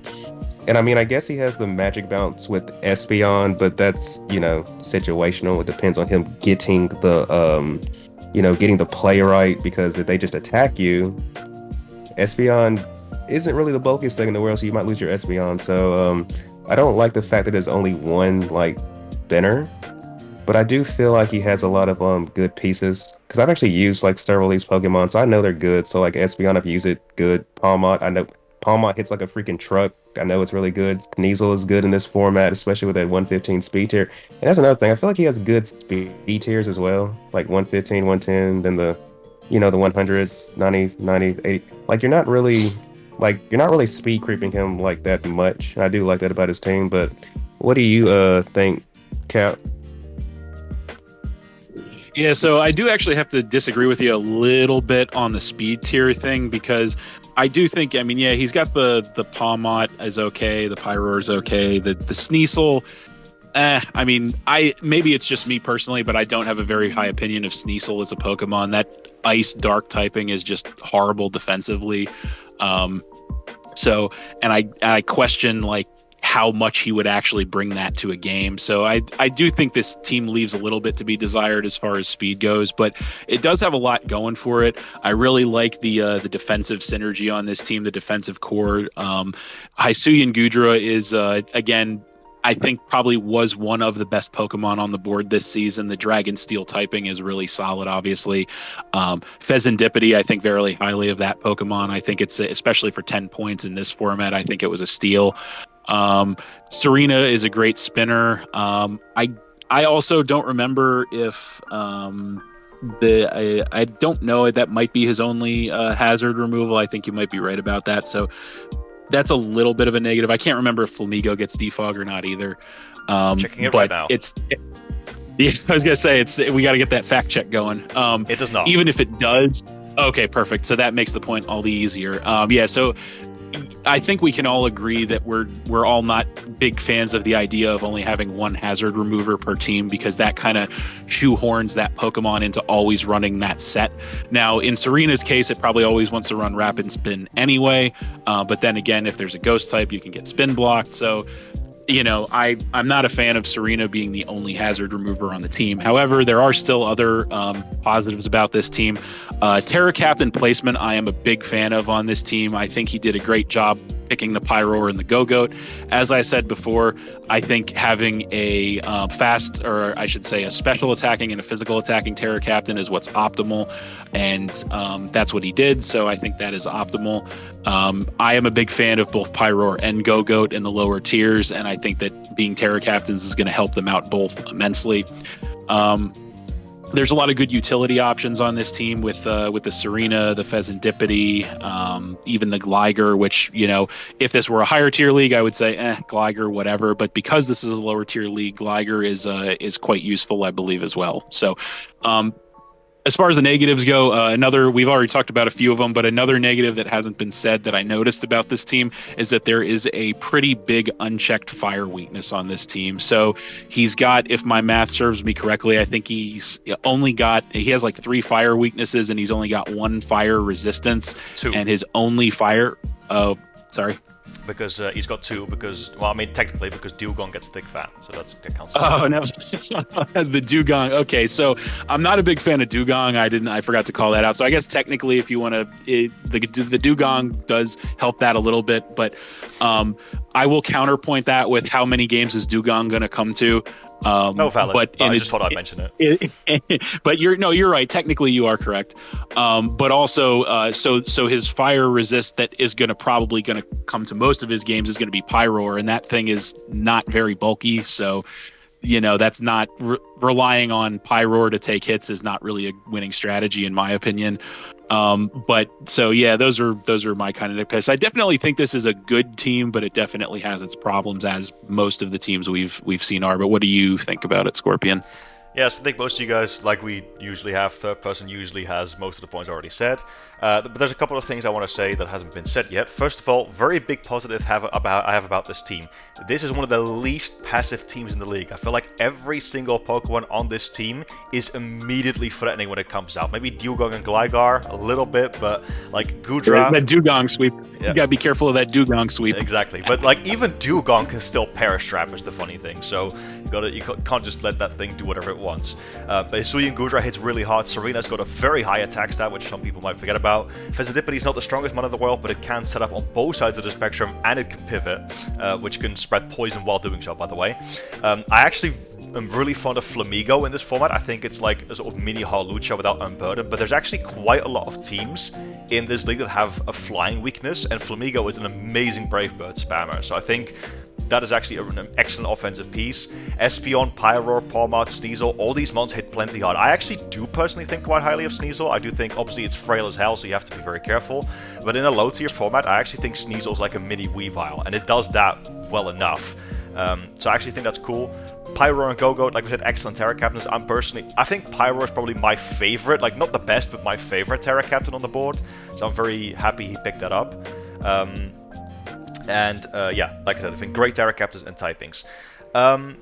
Few bad things I have about this team. The roll compression on this team overall is excellent, no doubt about it, but again, only one rocker, and that rocker is Gligar, and that is also the only Pokemon that has spikes. Now, I do think Gligar is a lot more of a Pokemon that you can rely on in comparison to Sandslash, which we had earlier. I do actually think that when we, look at a Pokemon that is the one that does the hazards, I do think Gligar is a lot more excusable to have as that Pokemon, but it's still like Gligar at the end of the day, and it's still like, because of how, if anything, Cody's, like, the fact that a lot of his high-tier Pokemon are so strong means he might be less inclined to bring Gligar, or if he does, he's kind of bringing himself down.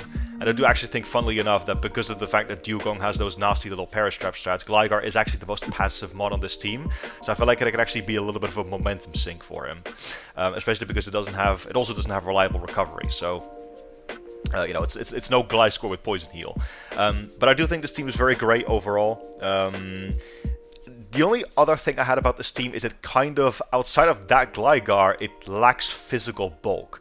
Hisuian Goodra and Serena already have decent special defense stats, and so does Fezandipity. I mean, Fezandipity's special defense is amazing, actually, and all three of these are amazing Assault Vest users, but where's the physical bulk? That's my question. If Gligar has a high physical bulk and it has a Violite, obviously, but outside of that, strong physical attackers could go to town on this team, and especially because it's not the bulkiest team in the world. It definitely has longevity and bulk, but I could see this team being vulnerable to getting swept, is what I'm getting at. So that is definitely a minor downside, not a big one, but it's one that I noticed. However, one big positive thing that I actually disagree with you guys, I do actually think that if you have a spinner like Serena, who is not only a high tier pick, but likes running this move, I actually think that's okay. I don't ever think that if you have a spinner like Serena that you need a second one. So I actually think that just having Serena is a positive, and he doesn't need more, in my opinion. So I do think Cody's team is really, really good. I think very highly of it. Like I said, the main big weakness is that Gligar, again, carrying the world on its back, but it's nowhere near as bad as the Sandslash. So I think we're looking at... I do actually want to agree with something you said real fast before we get into rankings, and that's I to kind of build on what you said, it almost feels like, based on the role compression around Serena and Gligar, it almost feels like he's forced to bring both of them every week, which kind of is a negative in my opinion, because then he's got these other high point value Pokemon that he's not going to be able to bring because he's forced to bring those, because Serena being his only spinner, Gligar being his only hazard setter for a lot of these hazards like rocks and spikes. So that is kind of a negative in my opinion. I see that, yeah. But yeah, let's get into ranking the team. I think this team has just enough to not fit into S. Although initially I did actually think I had S in my own ranking, but low. But I think A is more appropriate now. Question is whether we place it, because we've got 4 teams in. I think at this point we might as well just put it in a tier and then maybe sort it later, because otherwise we're going to be here all day. But what do you guys think?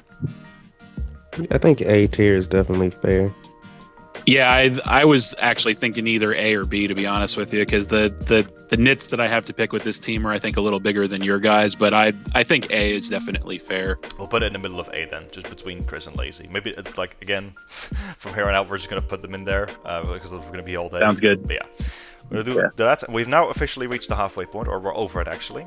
Let's move on to the next one, which is going to be another newcomer. We have Danger Dave, coach of the San Antonio Snorlax. Cap, you want to start off with this one? Yeah. So right off the cuff, this was a pretty solid team, I think, on paper.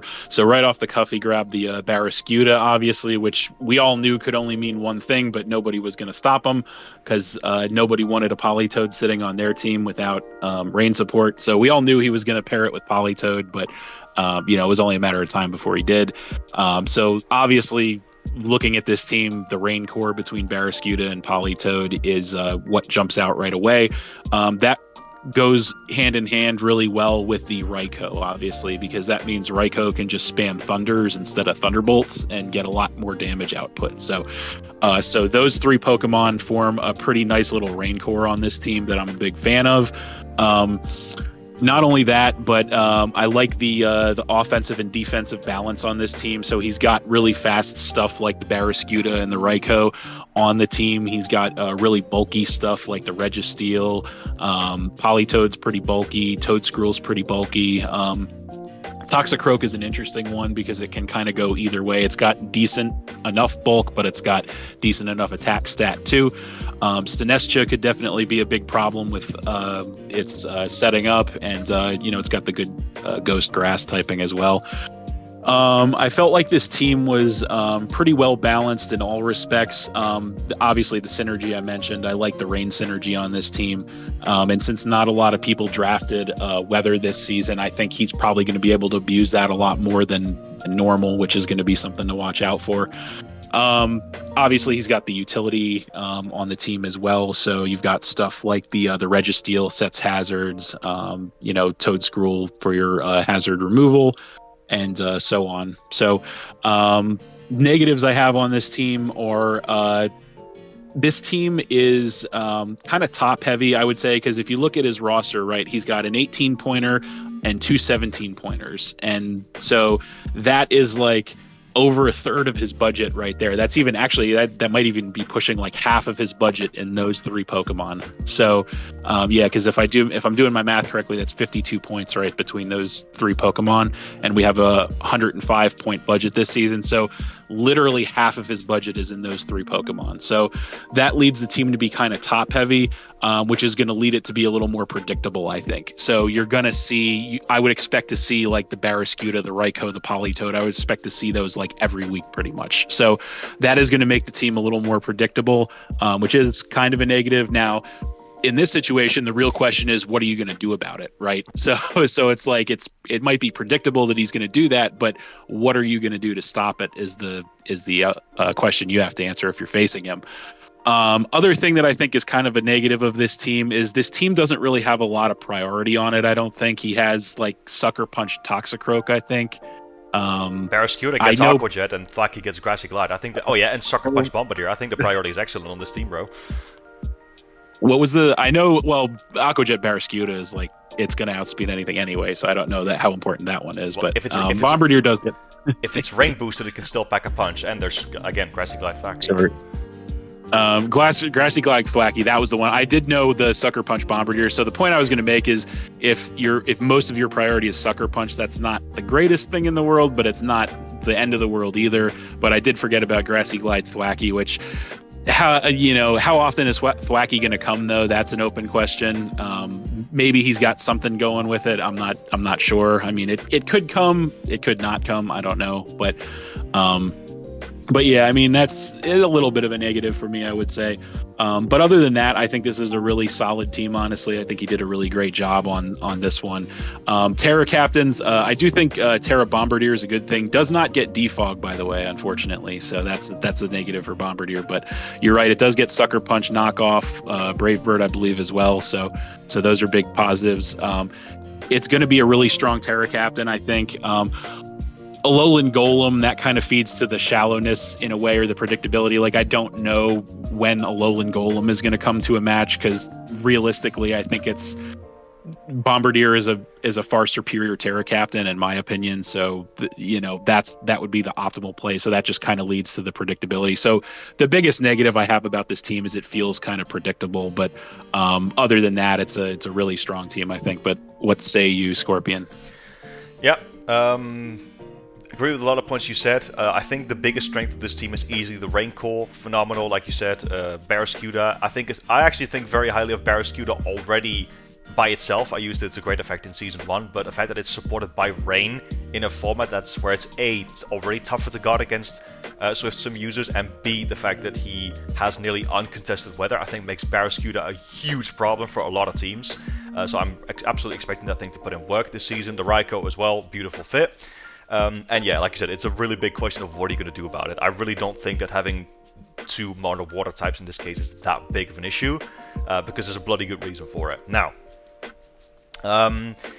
I'm going to, first of all, the roll compression on this team is solid. It definitely is. There's strong priority, there's two rockers, there's a spiker, there's hazard removal. Speedies are excellent, and again, with Rain... Swift Swim Barraskewda is actually the fastest Pokemon in the entire game, like without speed boosts, in Scarlet and Violet, so that's good. He has solid breaking power and all the other rolls that you need. The big negative I have about this team is the type balance, especially in an offensive regard. There are 3 grass types on this team, and there is no fairy type, no dragon type, and no fire type. Now, fire type I can excuse because it's a rain team, but at the same time, I also feel like we often discuss that having a full-on rain team is maybe not as ideal as just having a rain core, and this team does heavily lean into that rain mode, and I feel like not having a fairy nor a dragon makes it a bit tough. Like, this team is not super weak to electric, because you do have obviously things like Toedscruel and obviously the 2 other grass types that resist it, but I think definitely strong electric types could still be a problem for this team despite the resistances. And I do also think it is a little bit of a negative that because of the fact, I think you touched upon this earlier, but I don't really see what Alolan Golem is doing on this team, because yeah, I just don't see it. Like, what is this Pokemon supposed to do? Bombardier is a superior Terra Captain. The only synergy that I see with it on this team is the fact that Thwacky can weaken Earthquakes for it. But then it's like, if you bring these two to a game, I don't know, I'm not sure that's optimal. So I'm going to be honest, I don't like Thwacky's team on this, I don't like Thwacky's plays on this team in general. I feel like you should have more ways to take advantage of the fact that it sets to rain, because that's why it's actually as expensive as it is. Because at the end of the day, it's still an understated, not fully evolved Pokemon. So I don't like the fact that this team doesn't have a lot of ways to take advantage of that grassy terrain. So I think Thwacky is a bit of a few wasted points. But still, the Rain Core cannot be overstated how powerful it is in this format, and that's why I do still think, despite the fact that there are a couple of major flaws with this team, Rain teams, or just weather teams in general, I think can be flawed. And I still think it's a great team despite of that. But yeah, like I said, I still have my issues with it, but still, good squad. Brandon, what are you thinking? You guys have basically, as you mentioned before, by the time it gets to the third man, typically all the good points have been made anyway. But I agree with a lot of stuff you said. For a rain team, I think this is a pretty strong team. And, ironically, even though I know Pelipper, well, for one, Pelipper's not even in this format, but I just wanted to say I know that Pelipper is typically preferred over Politoed since it gets pivot. If I'm being real, 9 times out of 10, I typically prefer Politoed over Pelipper. I can't really figure out what it is. It's just something in my experiences with it that makes me like Politoed a lot. But I'm just saying, I'll just say I really think highly of Politoed. And then Politoed with the Barraskewda. I think Barraskewda is like honestly one of the best mons on the board. The only thing I can really like, the only thing I really think that rivals it like offensively, in my opinion, would be something like the Crocodile, for example, because Crocodile, gets to business with Moxie, but then Barraskewda, between Swift Swim and I want to say it has it has a really high attack stat. I can't remember what the number is, but I just know this thing hits like a freaking truck. It's very I think high, offensively, because I want to say it's like 123, but I could be wrong. But I do think offensively this team is like very strong. It's like we have to nitpick on the defensive issues, but then like you pointed out, most weather teams are going to have those anyway because there's just certain typings you wouldn't draft onto a rain team, and then like same with like a sun team or a sand team, all that stuff. And like y'all, I don't really see what the Alolan Golem does. Like maybe it's just a Pokemon he really likes. But at the same time, this is a Pokemon I'm not familiar with, so I don't want to rip too hard at the Golem because I'm ignorant to Golem's ways. So please show us Golem's ways. But there's a lot of Pokemon I do like on the team. I know people have their qualms with Toedscruel and stuff like that. I can't remember one of y'all mentioned it or not, but is Toedscruel can Bombardier defog, or is Toedscruel the only Toedscruel is the only hazard remover on this team. Bombardier cannot defog. I know that for a fact because I ran it in casual back a while ago, and I was hoping to use it as a defogger and found out that it couldn't and was very disappointed. Correct. But yeah, I think one of my biggest nitpicks, I can't remember one of y'all mentioned it already, but I mentioned it for other teams, so I might as well mention it again. It's mainly that B drop between Toedscruel and Toxicroak. And it doesn't help that I just know, and honestly, part of me feels like I could almost disregard Toedscruel because, and I say this because it's like, yes, he's 100 speed, but your Mycelium Might basically makes you feel like you're 20 speed. And that is typically not the most offensively threatening Pokemon. So I just know me personally, if I was looking at the matchup, I don't play him, but if I was looking at the matchup, I would just be like, okay, Toedscruel, you can kind of get disregarded, and then it's just Raikou to Toxicroak. It's just like that gap. It just really bothers me, but it's a caveat because of the Mycelium Might does create a caveat kind of with it. It's like a speed. It's the speed stat has an asterisk next to it because of that for sure. Yep. Yeah, but there's nothing. But there's not really much else I can say that y'all didn't already bring up. But yeah, that's just yeah. So as far as ranking this team goes, if I had to pick a rank for it, I do think very highly of this team, but I think there's enough wrong with it that it keeps it out of S personally. I was kind of torn between A and S, but I think there's enough wrong with it that keeps it out of S and puts it in A. But what do you think, Scorpion? Yeah, no, I actually, you put the words right out of my mouth. I actually think that I was actually considering S as first, mainly because the team definitely is flawed in a lot of ways, but the Rain Core is so strong. I feel like we can't. So good. I can genuinely see this team dominating. So I was actually considering S myself, but maybe they're definitely below King Barra, that's for sure. But maybe high A, I think is fair. But Brandon, what do you think?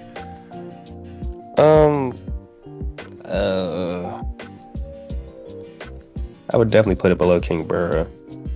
I think that the thing with me is because we can't really see. Is it? Correct me if I'm wrong, but it's Cody after King Burra. Is that how he did it? Because I can't see the visual. The order right now is King Barra and S, and then in A we have DRV, Chris, Cody, Lazy, Arcaniner. Yeah, I mean, I would definitely put him toward the top of A, but I think, like we said, the problems, the one hazard remover, and the other type imbalances, and kind of the biggest thing, honestly, for me that would keep it out of S2 is just the predictability of the team. Now, it's granted it's a weather team, it's going to be predictable, but like that is still a negative, even though if it's going to be hard to do anything about it, but it is still predictable at the end of the day, which kind of is probably the biggest negative for me. Yeah, I think I slightly prefer DRV's team actually, but I think it's maybe better than Chris, so it's like that would be top of A in like second place behind DRV. I'm fine with that. I would have put it like, personally, I would have put it like between Chris's and Cody's. But I can see the argument for why the team would be better than Chris's, though. Yeah. I can see the argument. Like, for me, this team can go a lot of different ways, right? I think this is a really tough team to rank because the Rain Core is... Like, the Rain Core is the do or die of this team, right? So it's very difficult to predict how it's going to go. It could honestly dominate the league, but it could also easily fall flat on its face. That's I find it really difficult to say how it's going to go. But the idea looks strong on paper, so that's why I'm confident in putting it in A. Absolutely. All right. Let's move on to the next one, which is going to be Stefan, coach of the Grand Lake Garchomps. I'll start off with this one because this guy's representing my country of the Netherlands. So let's go. Absolutely. I was going to say you better start off with this one, Scorpion. Absolutely. So there is a couple of really strong points on Stefan's team. First of all, everyone was pointing it out when the draft initially started. Mienshao, Slowking, Hydrapple, triple regen core. Holy moly, that's strong. That is actually like there's a lot of top players out there that I've heard that say Regenerator is the best ability in draft, period. And I mean, I don't know if I agree with it, but it's definitely up there. And Stefan has 3 of them. Like, holy! And it's not just like 3 slow things, because there's like it's a mix between offense and defense, right? Like Mienshao's full on offense, Slowking is the wall, and Hydrapple is just a slow but strong tank. So they're all versatile. I actually personally believe Mienshao is the second best mon on the board behind Crocodile. I think very highly of Mienshao in this format. So I'm very happy that Stefan recognized its talents.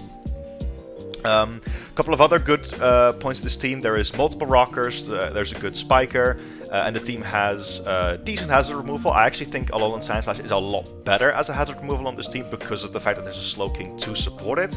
And I believe Noctowl also gets Devox. That is an option if he wants. Let's see, he definitely has good power. Again, Hydrapple and Chandelure both hit extremely hard, and so does Clawitzer actually. Power is not an issue on this team. And on the physical side of things, you've got Alolan Sandslash, which has the speed support from Galarian Slowking, and yeah, again, Mienshao hits plenty hard. Good knockoff users. He's got the grounded poison type in Arbok, which I also think... I think these Terra Captains are really good, and I also really like the Terra types he chose for them. I also think Clawitzer, I think very highly of that mon as a Terra Captain. Because believe me, that Terra Water Pulse is really going to hurt.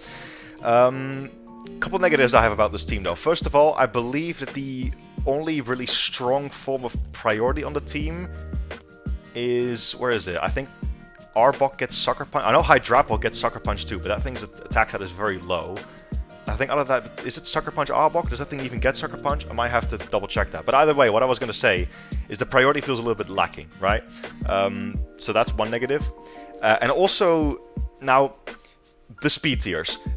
The highest speed tier Pokemon in this team is Galvantula at 108. Now, I actually talked about this with Stefan, and I don't think on this team it's as big of an issue as it seems to be, because 1, he's got Galvantula, which is a very reliable web setter, and 2, he does have the Sandslash Alola, which has Slush Rush, right? So it can outspeed a lot of things. However, at base, this team is still quite slow, and I do actually think it's a huge negative, even with these 2 things compensated for it, that you don't have a single Pokemon above 110. I do think that every single team needs at least one Pokemon that is faster than 110. So that's a big negative. And also, his type balance is not bad. I'm sure B-Nard's going to elaborate on it further. But I noticed that there is literally 4 types that he only has 1 switch into. Those being Flying, Ghost, Dragon, and Dark. So, obviously the Terra Captains are going to help, uplift that a bit, but still, there is going to be some types that will be rather spammable against this team, I think. But still, the Regenerator core is amazing. I think that by itself elevates the team a lot. Like I said, the rest of it definitely has a lot of strong points, and I do actually think the team has good synergy overall. Another thing I would like mentioning is that the Chandelure, in particular, really appreciates webs from Galvantula. So that mon, I think, is I don't know. I think that Mon can put a lot of work for Stefan. But what do you guys think? So I took the time to fact check it. Arbok does indeed get Sucker Punch, so he does have that. Okay. And then on top of that, and if I'm not mistaken, I think he made a Terra Dark as well, so he can at least get stab on it as well. Yeah, so there are priority Like, options, like, but they are a little bit on the weaker end again, especially because Hydrapple's attack stat is very low. Yeah, and Arbok probably would need to, coil once or twice to actually get the most out of that Terra Dark Sucker Punch. But even then, but anyway, but I did think the triple regen core, like you pointed out, was like really good. In a regular format, I would nitpick it a little more because I feel like one good freeze dry mon would just tear through that core. But in this format, there isn't really one I can think of off the top of my head, so he has that benefit, which is bolsters the core in general. Because but like you pointed out, the team has a lot of strong power. Like you have the Mian Shao, which first of all, typically, not always, but typically Min Shao carries Fake Out. So it can come in, freaking stop you for a whole turn and then just hit you with a really strong move or pivot out. So I think Min Shao is definitely a very powerful mon in this format. And like you said, Chandelure is definitely going to appreciate the web support from Galvantula, because that mon is, if I'm not mistaken, Chandelure has the exact same special attack stat as Thunderous Therian. You just don't have that 101 speed. So this thing hits like a truck. And then overall, okay, as you guys know from my previous BHBO runs, I really like hyper offense, and I feel like this team is, it's pretty offensive. It's pretty offensive. This is a team that I would personally use if I had to pick a team that we've looked at so far. This is probably this is a team that I would personally think about using, albeit something you pointed out, the speed tiers. I don't like the speed tiers, but I also have the speed tiers and a few issues with type synergy. I feel like it's a pretty good team, but what do you think, Cap? So this team, I know we mentioned this with a couple teams prior, but this team is the personification of highest of highs and lowest of lows, in my opinion, right? So you've got obviously we've all said it, but the triple regenerator core is insane. That's probably the biggest feature of this team. And it is a great feature, don't get me wrong. I do like the utility and hazard options on this team. Mindshao gets knockoff. You can set webs with Galvantula. Alolan Sandslash has, I think, rocks and possibly spikes too. I don't remember. Sandaconda, don't sleep on that thing. I actually am a pretty big fan of Sandaconda. That thing can hazards, glare. So it's a good Pokemon. So there's a lot of power on this team. I agree with that statement too. Mindshao, Chandelure, Hydrapple, Clawitzer as a Terra Captain. I do like the Terra Captain placements a lot on this team. The Clawitzer and the Arbok are very well placed. On the flip side, though, those are all very respectable highs. However, on the flip side, the first thing I have to say about this team, top heavy. Very, very top heavy. So you've got so much investment into that regenerator core. So you've got Mindshao at 18 points, Slowking at 16 points, Hydrapple at 15 points. Again, that's pushing half the budget of the entire season. Then you add Chandelure, that's another 15 points. So if you add all of that together, you're at probably 2/3 to 3/4 of the whole budget for the team with those 4 Pokemon. So very, very top heavy team, which is going to lead to, you guessed it, a shallow roster. The Noctowl, I don't see that thing coming very often, which makes it very, very crippling that is his only ghost switch in. So you are free to spam ghost against this team unless it's Terra Dark Arbok that's going to stand in the way of it. You're going to spam ghost against this team and you're going to have a good time. Priority is pretty low on this team too. Sucker Punch, Terra Dark Arbok, that's pretty much, I don't think you're going to want to run Sucker Punch on Hydrapple, probably. So aside from Sucker Punch Arbok, that's if that's your only realistic priority option is Sucker Punch Arbok. That's a pretty big problem in my opinion. I guess you could run Fake Out Mineshow, as you guys pointed out, but I kind of have a problem with that too, because in my personal opinion, the best Mineshow sets are choice sets. Some people may disagree, but I think Scarf Mineshow is one of the better Mineshow sets, which means that if you do that, you can't run Fake Out, right? So I don't see that being super reliable either. So again, I think there are a lot of highs on this team for sure, but I do have a lot of problems with this team as well. So all right, let's get to ranking it. I'm gonna be a little bit biased here. But of course. I think not in the sense that you're expecting. The speed tiers are actually enough of a problem for me to not consider this as an A tier team. I actually think that's even with the compensation. I was going to say I didn't even talk about the speed tiers, but you're absolutely right. The speed tiers on this team are pretty bad. Now, granted, Sticky Web, if he can get Sticky Web up and keep it up, then that's going to be a game-breaking thing for him, absolutely. But he is extremely reliant on turn 1 Sash Galvantula with Sticky Web in that case, which is kind of a predictability negative too. But go on. That plus the fact that Chandelure, if Petulant was your spin blocker on this team, I would not really complain. But Chandelure is not a great spin blocker. Is another problem. It's like Chandelure is the Sticky Web abuser, not the one that wants to be switching into Dawn fans and the like to keep it up. So absolutely. Again, I do think Alolan Sandslash with the Slush Rush also does help quite a bit, but the fact that you need, you still need to set up things in order to have more speed, right? Initially it's not very good, and I think that's enough of a weakness.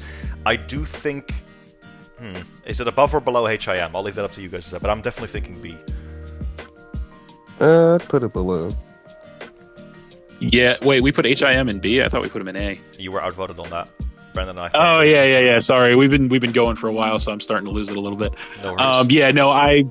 I don't know if I'd put him above or below HI. I'm comfortable with whatever you guys want to do, but I 100% believe this is a B tier team, 100%. I would not put it any lower, but I wouldn't put it any higher either. Me neither. No, all right, B tier it is. Let's move on. And this one we're going to go through, I think, a bit more quickly, because I imagine that one person's going to conserve their thoughts a bit more. We're with Brandon P., the coach of the Piedmont Triad. He is in the call with us right now. So if you want to know Brandon's full thoughts on his team, please go watch his draft analysis. I'll link it in the description down below. Who started off with the last one? I don't remember. Yeah, I think you did, so I'll kick this one off. Yeah, go on. I'm glad that it worked out this way, that I could get to start this off. So go on. Okay. How do I put this? So I've been waiting for this moment so I could say this to you, Brandon. I look at your draft board, and there's one thing on your draft board that sticks out to me, and I have to say that you are a horrible, vile, evil human being, and I hope you go 0-9 this season. And yeah, that's because I look at this draft board and I see that your top draft pick would just so happen to be the Pokemon that I see my draft analysis for more humor and context for this, but the Pokemon that I have drafted in all of my draft league teams, and then you had to go and ruin it. So horrible, unforgivable. D tier team. Worst thing that could have ever happened. Yeah, D tier team. We don't need any more discussion, and that is purely based on the character of the user. Just the it's always the ones you least suspect. People it's always the ones you least suspect. When I looked at the other 15 coaches on paper, I thought of all of them, would Brandon be the one? Brandon would be the last one that I would ever consider would have done such a horrible thing to another human being, and yet here we are. So, glad I could get that off my chest. This is a heel Ember. Oh, this is a heel Brandon season, like he's been saying. Yes. So, but on a more actual analytical note, I will say, so I look at this team, got some good things going on. So first and foremost, the defensive core on this team, really, really strong. Obviously, Goodra is a Pokemon that I know very, very well. Pairs really well as his first pick with the Quagsire, of course. And even the Tinkatuff, although I would have like to see a better steel type Pokemon and or fairy type Pokemon on this team to kind of create that synergy, but it is what it is. But yeah, Goodra is, as you can see, one of the premier Pokemon on this board in this format, for good reason. It's very strong, it's very bulky, it's very versatile. Skeledirge is a good one. The Unaware is always going to be a thing to watch out for. Very good to stop potential sweeps. It's got the Fire Ghost typing is really good. The Quagsire with the Water Ground typing is really solid. So the defensive core on this team is very solid for sure. The utility options on this team are really good. Quagsire can set all the hazards. You've got Kamala, which is going to feed me to my next point. Great utility. Mandibuzz, great utility on there as well. Kamala as a Terra Captain, personally, I think is one of the best Terra Captains on the board this season. So you can see he grabbed it pretty early and with good reason, I think, because it is, I think, one of the best Terra Captains this season. Great spinner. It's got Sucker Punch priority. It's got U-turn. So it's a really, really solid Pokemon, especially as a Terra Captain. So you've got some speed with the Raichu. That's good as well. Fast electric type. So, but yeah, definitely a lot of good stuff going with this team. There are some negatives, though. One of the bigger negatives I would say on this team is the speed. So you see, I'm not sure if Raichu or Hisuian Sneasel or Oricorio, I don't remember what of those is the faster one, but they're all sitting in like the low hundreds, if I'm not mistaken. Hisuian Sneasel is all the way to 115. Does it? Oh, okay, gotcha. Yeah. And Raichu's 10. Gotcha. So, and Raichu was 110, right? So, yep. So aside from those two, there's not like great speed on this team. Now, those are, Hisuian Sneasel is Hisuian Sneasel. I don't have similarly to regular Sneasel, I don't have a super high opinion. Now, I think Hisuian Sneasel is definitely a better Pokemon than regular Sneasel, but it's still an NFE, so I don't have a huge opinion of it. But granted that, you have a lot of slower Pokemon on this team, which can be a little bit of a negative. As far as type matchups go, it's not too bad, although one thing I did notice is that there's a little bit of an ice weakness on this team unchecked. Oricorio is a big X factor in that, though, because obviously in our league, when you draft Oricorio, you get all 4 forms and you can bring whichever one you want to whichever game you want, which actually, now that I'm thinking about it, might have been something we wanted to change in our lower tier season here, but too late for that. So that is a little bit of an edge. But if he doesn't bring the part fire Oricorio, then that actually opens up a pretty big ice weakness on his team, because the other 3 Oricorios are weak to ice, as well as a lot of other Pokemon on the team. So that's a little bit of a negative as well. But all in all, it is a pretty solid team, I will say. But I would have liked to see a much stronger team built with, if such an evil act was going to be committed, then I would have liked to see a more perfect team come together on the heels of it. But that's all I gotta say. I'll let you take it away, Scorpion. All right. So, first of all, I was talking to Brandon earlier this season when he grabbed his first 3 mounts. I'm like, brother, are you making a freaking stall team over here? I genuinely thought that he was making a stall team. In the end, he ended up shifting it to a slightly different direction, but still, it definitely did look like that a bit. So, first of all, good roll compression on this team. The only thing that this team kind of lacks, in my opinion, is priority. There's Sucker Punch Kamala. I don't know if is Dark one of this thing's Terra types? Someone correct me on that? No, I have normal, Ghost, and Ground. Gotcha. Well, those are still good Terra types, but no Terra Dark. Okay, so the priority definitely lacks a bit. I know Raichu gets Fake Out. Listen, I'm not a fan of Fake Out in singles.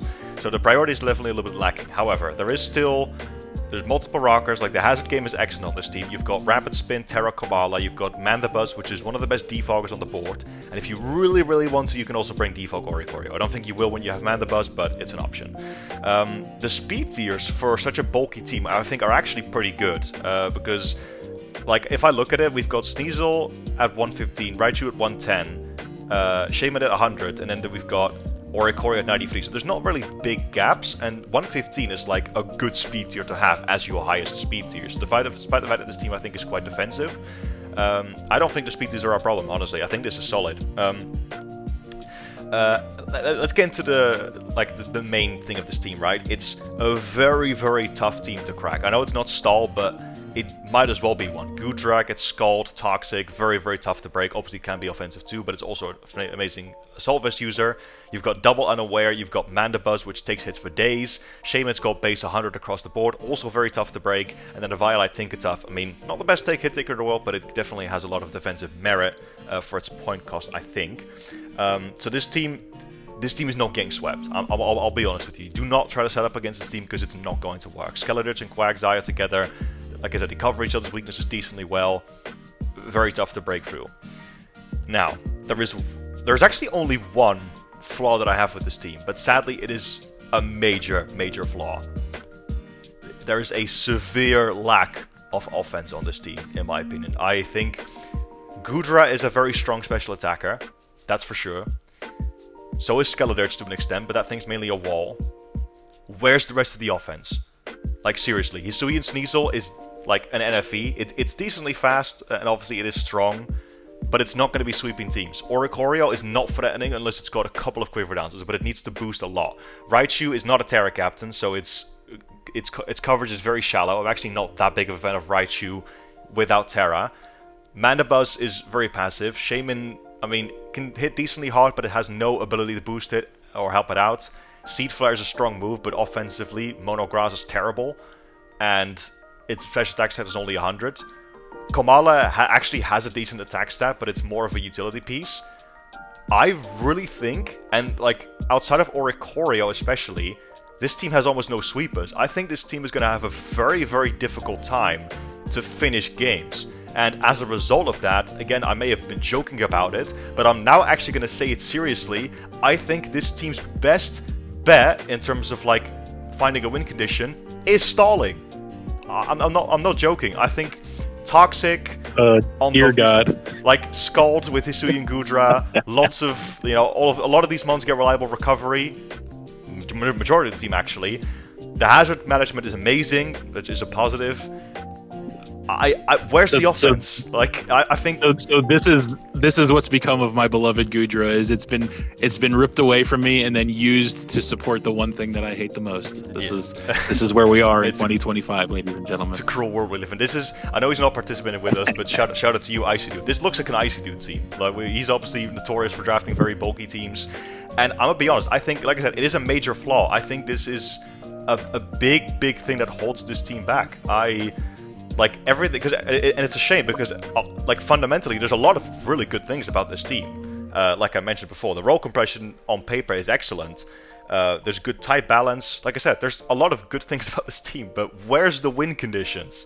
And I think that's actually a really, really big flaw on this team. I have not watched Brandon's draft analysis. I actually did not watch a single draft analysis before making this video deliberately because I wanted to go into it non-biased because I was afraid, like, if I watch a draft analysis, I'm going to know this person's vision of the team, but then those that haven't posted one yet, or I'm not going to make one, I don't know it for them, so I wanted to go unbiased.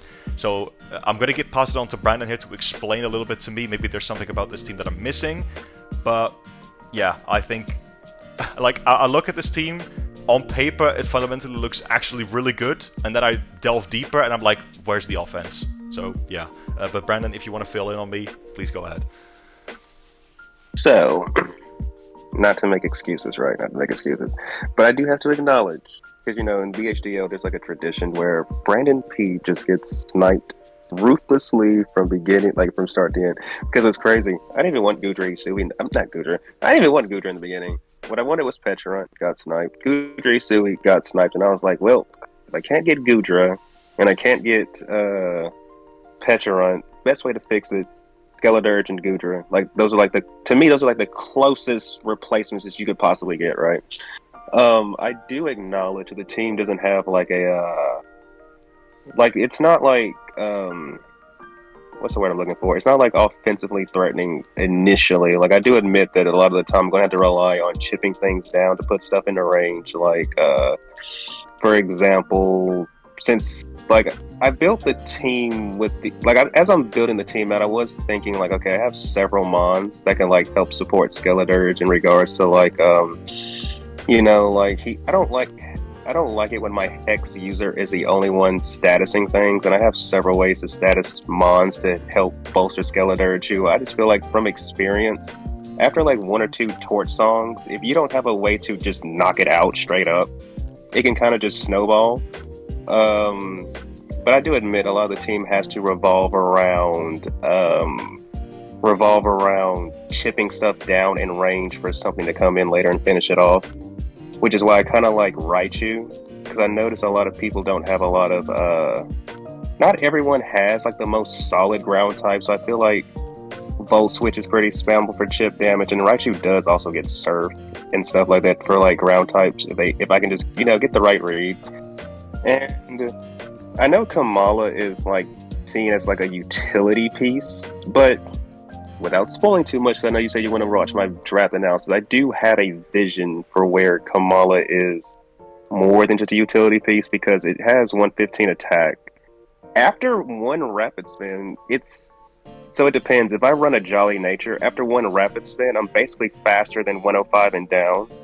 But if I'm not Jolly, if I'm Adamant. If I'm Jolly after one rapid spin, I basically outspeed anything that's slower than Cyclizar. And Kamala, as a normal type, has a very colorful move pool. And he also does have setup in both. Kamala, in my mind, he has potential offensively. But I get what you're saying. I don't have like anything that's like a Haxorus or like a Chandler. Well, nobody has Thunderous. Nobody has either of those this season. But I get what you're saying. Well, because they're banned. That was the joke. But no, there's. I actually do agree with your vision for offensive Kamala, because I actually ran offensive Kamala. So, but that actually kind of feeds me to a point I forgot to make when I was talking about this, which is, where does that leave Tinkatuff then, though? Because it just seems like it. When is Tinkatuff ever going to come to a game then, if that's the case? Yeah. See, I don't want to talk too much, but yeah, I have an idea for Tinkatuff, but yeah, I don't want to talk too much, but yeah, you guys got it.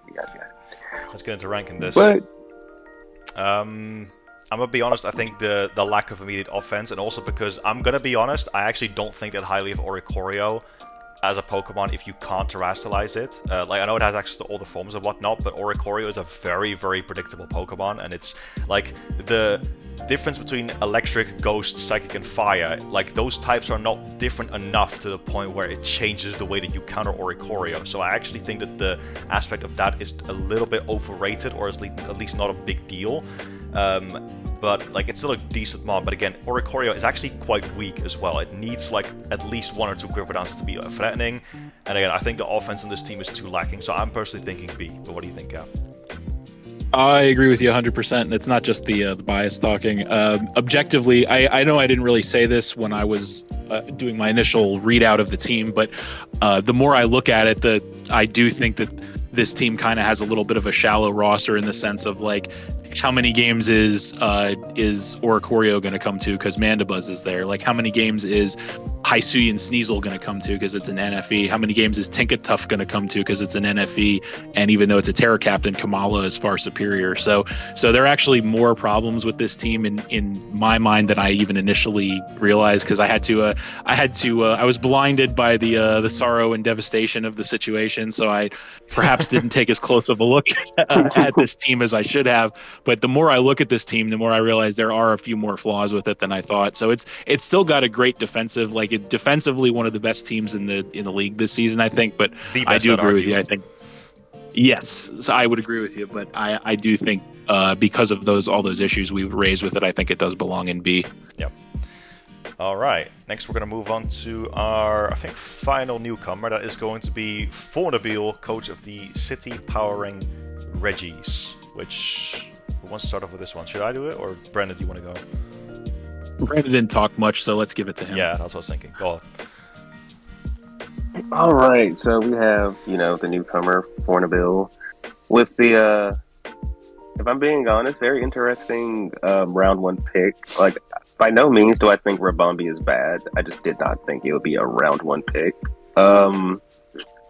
This is definitely hands down the fastest team in the league, if nothing else, because you have the Regieleki, the Kilowattrel, the Rabombi, the Doug Trio, Alola, who I completely just overlooked when I was looking at it. And I don't think his speed tiers are that bad. Now, I do think 110 to 96 is kind of And well, actually, no. Let me rephrase that. His speed tiers are kind of spaced out, but I don't think the 124 to 110 is that bad because not everyone has something that's over 110 to begin with. But the 110 to 96, it's like, it's a pretty big gap. And then but I feel like it's not the worst thing in the world at the same time. Now, it's kind of hard for me to. I think there's like good players. It's just seeing how they work together, right? Because I think every mon on this team is like really good on its own. But like I said, just seeing them come together. Like I know Terra Cloth, I think very highly of that. I don't really know a lot about Doug Trio, so I don't know if that's a good Terra captain or not. I got my behind handed to me by a Dosh Bun last season, and that was an Uber, so I'm assuming in freaking low tier it's going to just be amazing. But like, yeah, these mons are amazing. I just don't see like how well they work together. And if I'm being honest, I'm also not a big fan of the triple.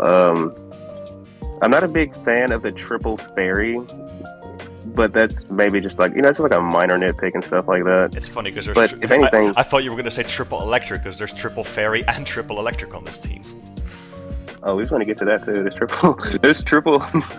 There is triple electric on this team as well, but the triple electric, the thing he has going for him with the triple electric, at least two of them. One's a flying type, one's a levitator, so at least he can get around the ground weakness that I would present otherwise. However, yeah, it's like triple. It's a lot of like the same typing. It's not. I don't think it's basically it's not like a lot of type diversity is what I'm trying to get at. But yeah, what do you guys think about? What do you think about the team score? So, a couple good points, a couple bad points. First of all, as you said, this team has by far the best speed control in the entire league. He has got multiple excellent speed tiers. He's got the fastest Pokemon in the entire game, and even if something is miraculously slower, he has webs, which is undoubtedly, like I said, I do think speed tiers are very important. That is a good point.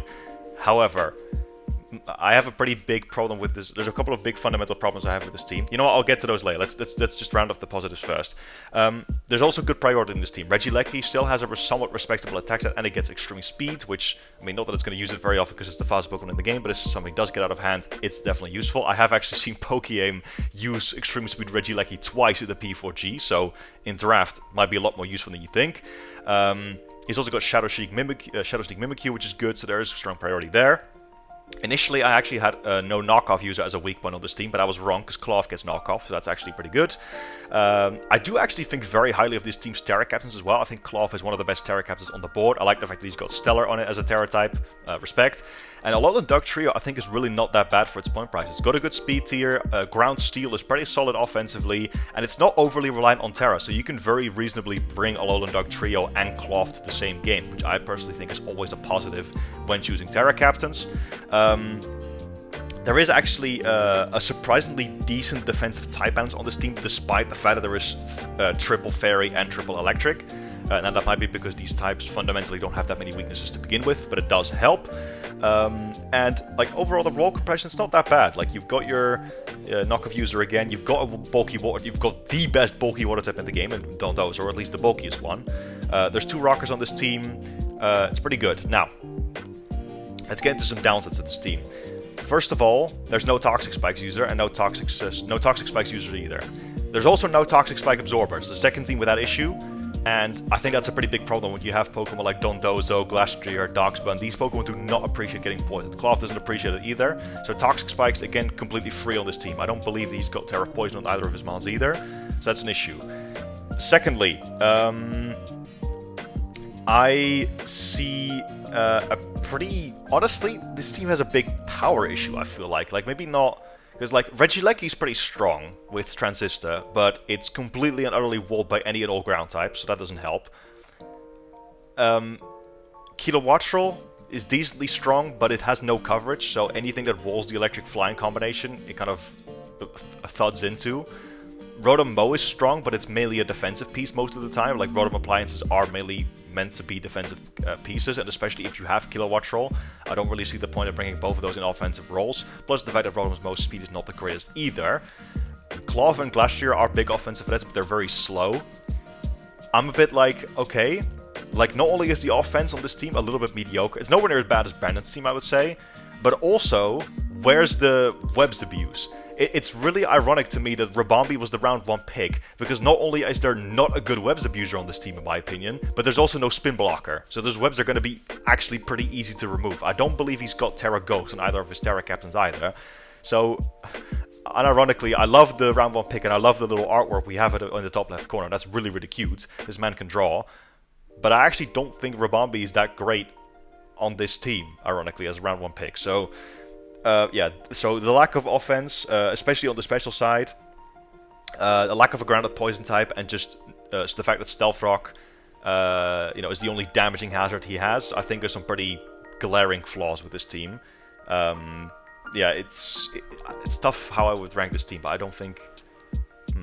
It's tough. Look, B-Nard, you can go ahead. Take over for me.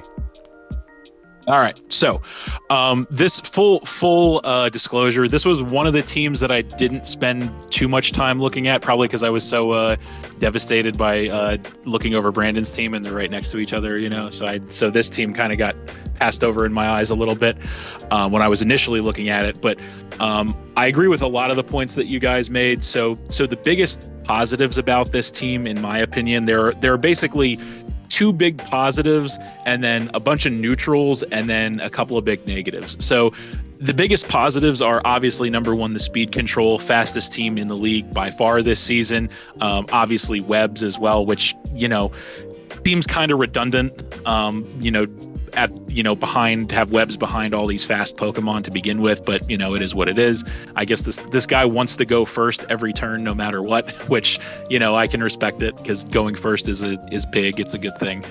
And then also I agree with you when you said, Scorpion, the Terra Captains are very well placed.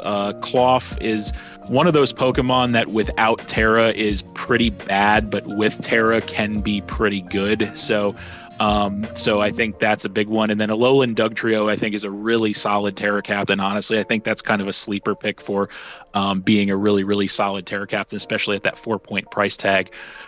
On the flip side, there are a lot of things that you guys mentioned that are just kind of like they're not good, they're not bad, like 3 fairy types, 3 electric types. Like, type balance wise, this team is pretty flat. Like, it doesn't have any glaringly obvious weaknesses to it, which is like, you would think that's a plus, right? But then it's like, because they have so many electric types, so many fairy types, it's just like they're missing out on a lot of other resistances to other things that they could have otherwise used. So I think that, like we mentioned with a couple other teams, like spamming neutral attacks into this team is going to be a problem for him to deal with defensively. And that's not really helped by, he does have some defensive Pokemon, like, obviously the Bronzong is great defensively and it's got good utility to it. The Donzozo is great defensively, the Darkspun, the Rotom.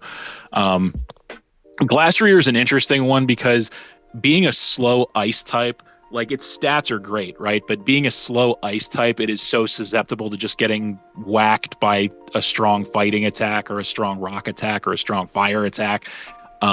So defensive, slow, bulky ice types are always kind of like an oxymoron to me almost, because ice is hands down the worst type defensively. But if it's a slow Pokemon, it has to rely on being defensive to survive, right? So it's an interesting kind of paradox there with that.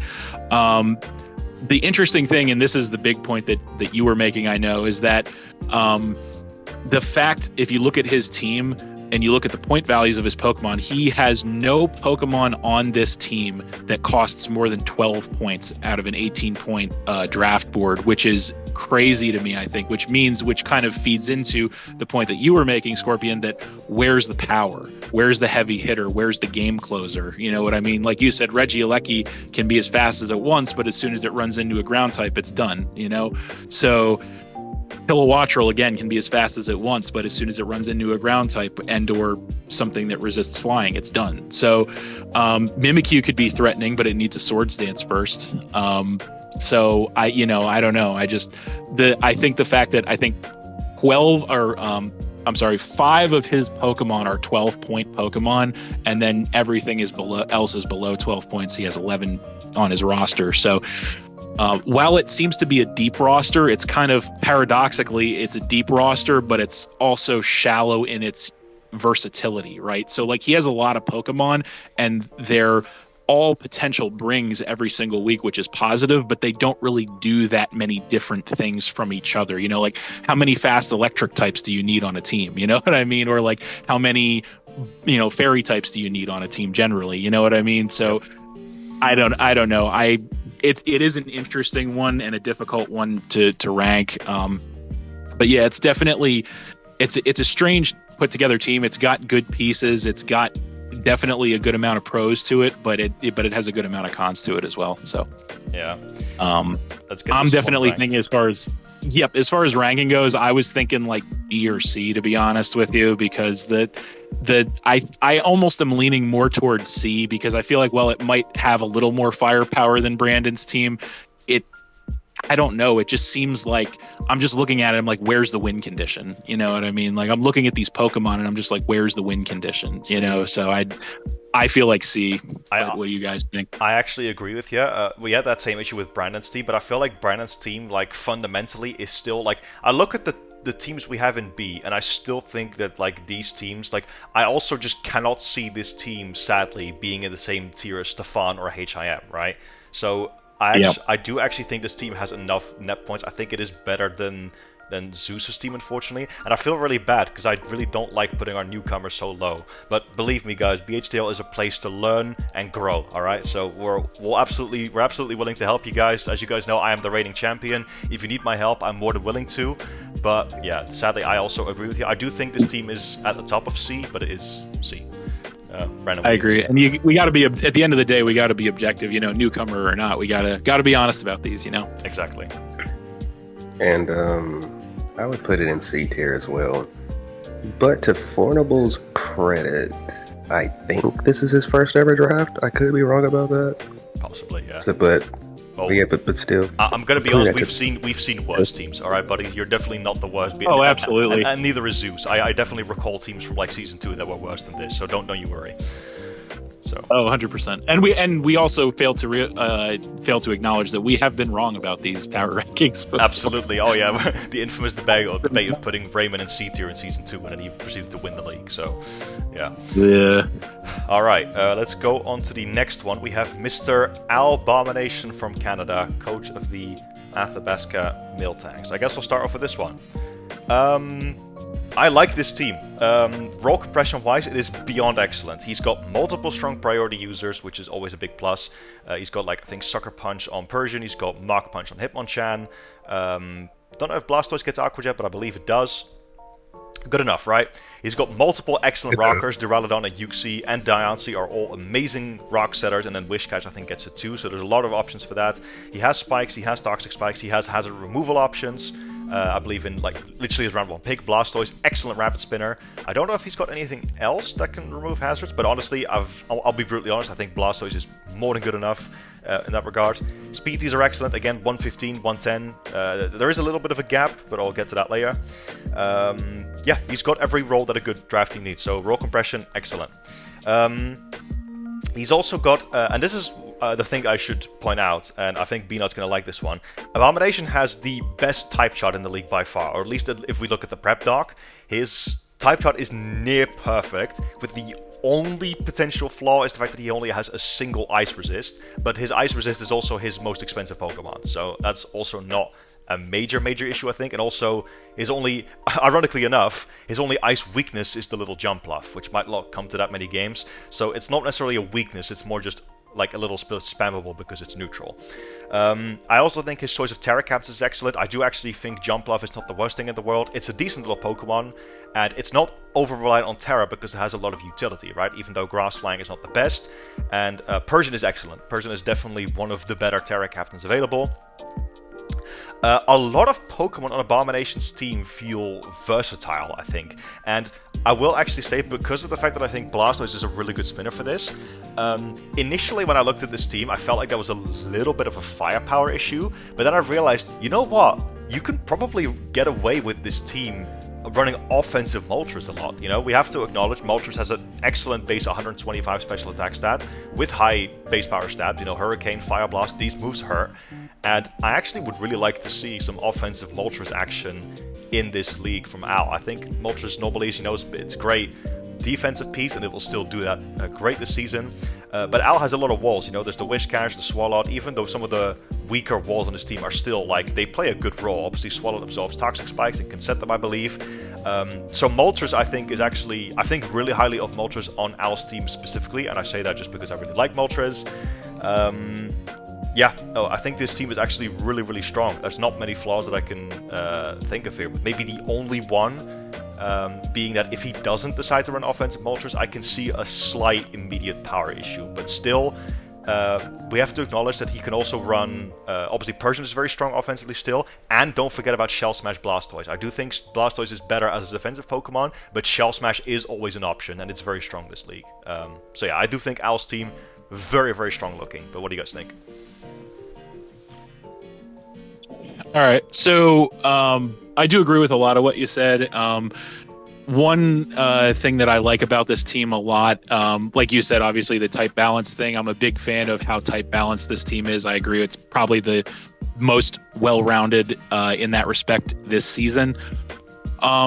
I do like the defensive core on this team a lot because obviously Blastoise can be offensive or defensive, but then you've got the Duraludon, Eviolite, which is great.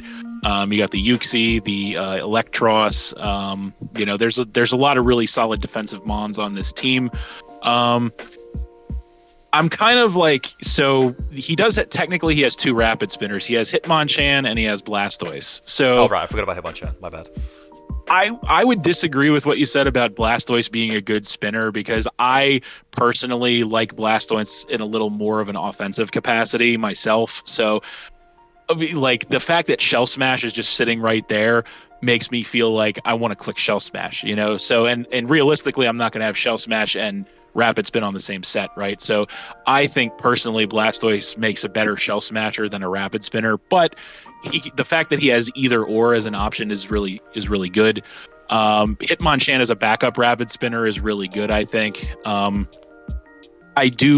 like this team a lot. I will say the Terra Captain placement, I like that a lot too.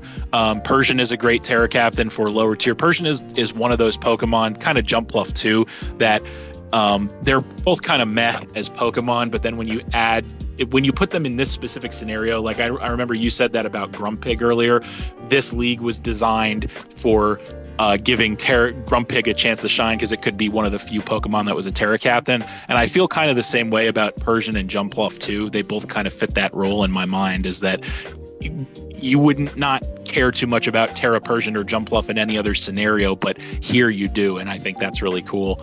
The only real negatives that I have about this team are, I would say, the lack of firepower thing to a small extent, I would say, but like you said, Moltres has a lot of firepower behind it without setting up. Other than that, there's not a lot of immediate firepower on the team. That's true, but it's all these Pokemon have just high enough attack or special attack stats, or at least most of them do anyway, to make me hesitant to make that claim, because it's Blastoise, even without a setup, Duraludon, Diancie, Electros, Hitmonchan, they all have respectable enough attack or special attack stats to make it not that big of an issue, The other thing I would say is that this roster, even though it's 11 Pokemon, it feels a little bit shallow in the sense of okay, I'm looking at the Swalot and I'm I'm not a big fan of Swalot. It just seems like a far worse version of Muck in every way to me. So I don't know how many games that's going to see. Jumpluff, I don't see how many games that's going to see because he's going to have to pick between Persian or Jumpluff, right? So probably he's going to pick Persian most of the time. So how many games is Jumpluff going to see? I don't know.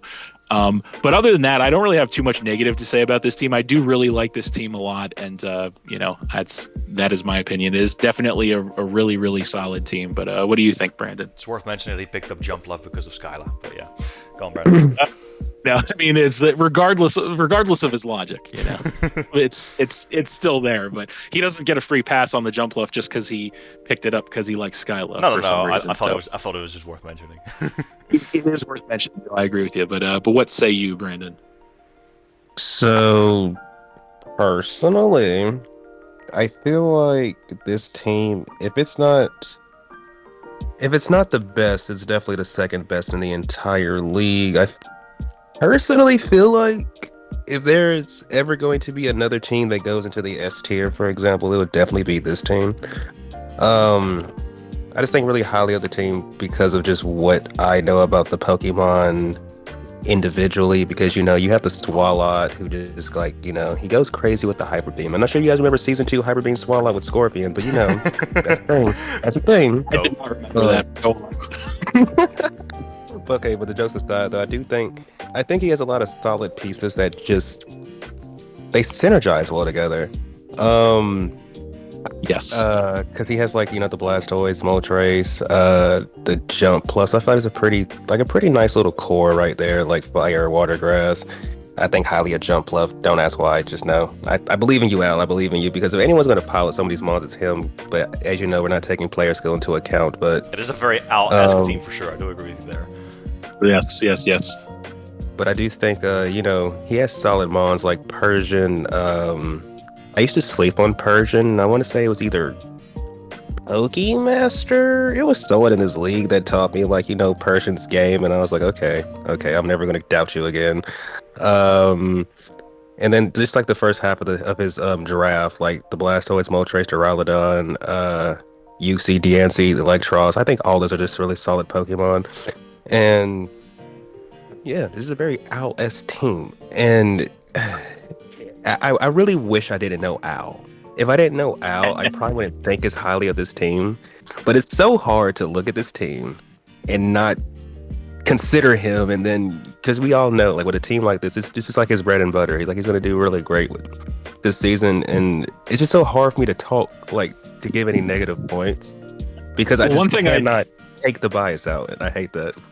One thing I really like about some of the specific pairings that he has is the pairing of Duraludon and Uxie is really good, right? Because Duraludon's weak to fighting in ground, Uxie is immune and resistant to fighting. So I really like personally seeing Pokemon that kind of personally or perfectly cover each other's weaknesses like that. So that interaction specifically, makes me agree with you as far as synergy goes. So yeah.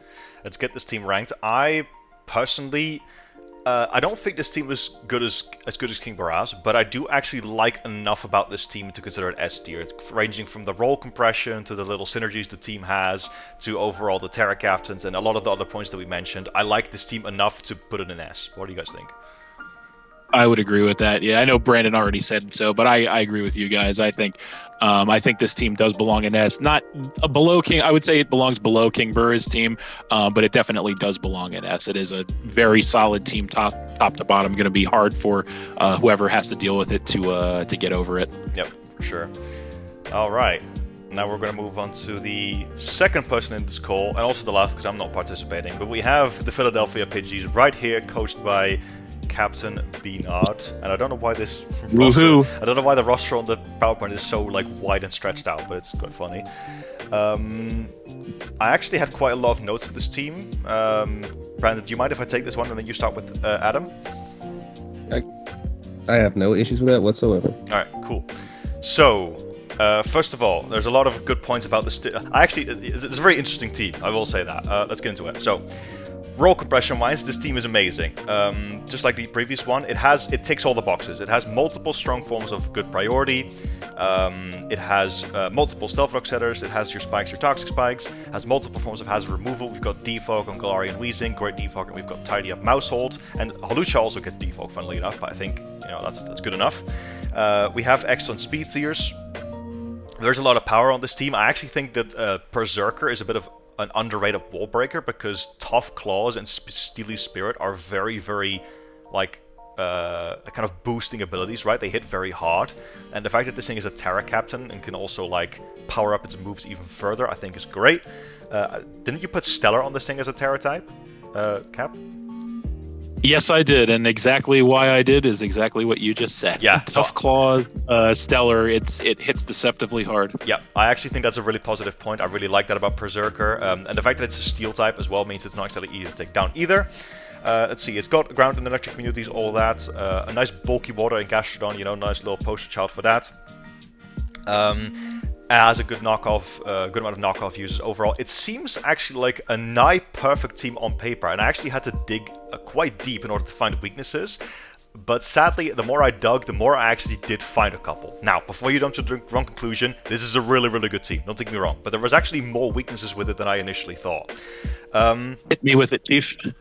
Yep. So first of all, I mean, I do want to compliment you. I think this team has every role it needs, and I think the fact that you managed to manage that without a prep dock is very impressive.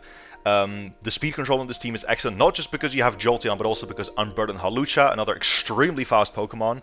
And again, this is the type chart guy, very, very solid type chart, right? There's a very slight fire weakness, but even then you have two very, very solid switches to fire with Incineroar and Gastrodon, so that's also not a big deal. However, there are, and this is kind of interesting because I think you actually said the same thing about my Season 40 when I had Palafin.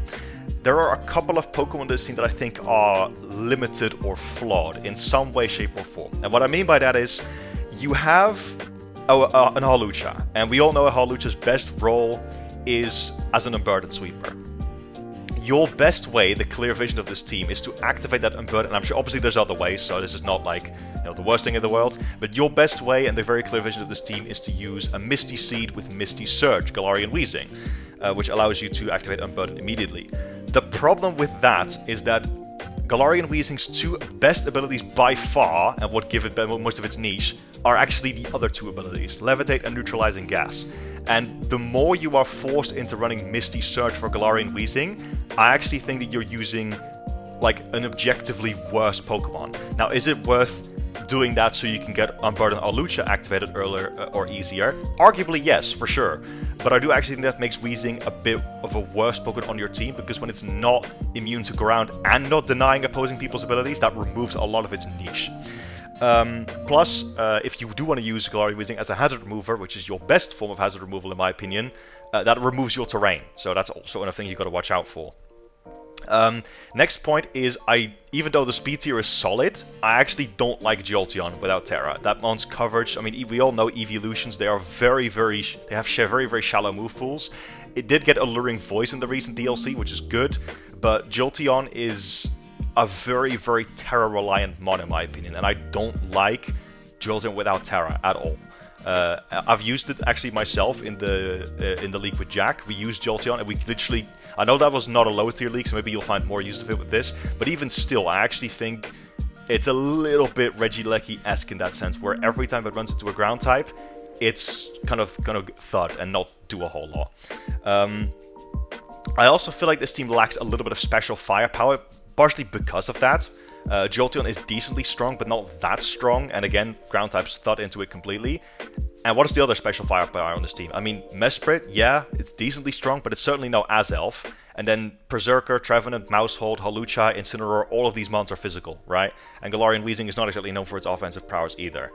So that's a little bit of an issue. And then last but certainly not least, there is a very, very big gap in speed tiers between Mousehold and Volbeat, from 111 to 85. And Volbeat is a prankster Pokemon, so that one's not even going to run around speed anyway. So realistically, you literally have a gap of 111 to 80 in terms of speed tiers. And I think despite your highest being very high, that is a very big weakness, because that means that anything that has like this is the Owl Ogerpon problem. You guys remember how Owl was always complaining that Ogerpon could run Adamant Nature into his teams because he had such a big gap? This team has the exact same problem, and arguably worse, right? So any like 110 to like 100 mon can run an attack boosting nature against your team, which is a big flaw. Now, I'm listing a lot of weaknesses. Most of these are minor ones, right? Please don't take this the wrong way. It sounds like I'm ripping this team apart. I'm really not. I think this team is actually excellent, but there are more flaws to it than meet the eye, in my opinion. And very solid team. I'll leave my judgment for when we rank it later. But I do actually think, you know, it's a very interesting team because, like I said, there's a lot more flaws to it than meet the eye. But what do you think, Brandon?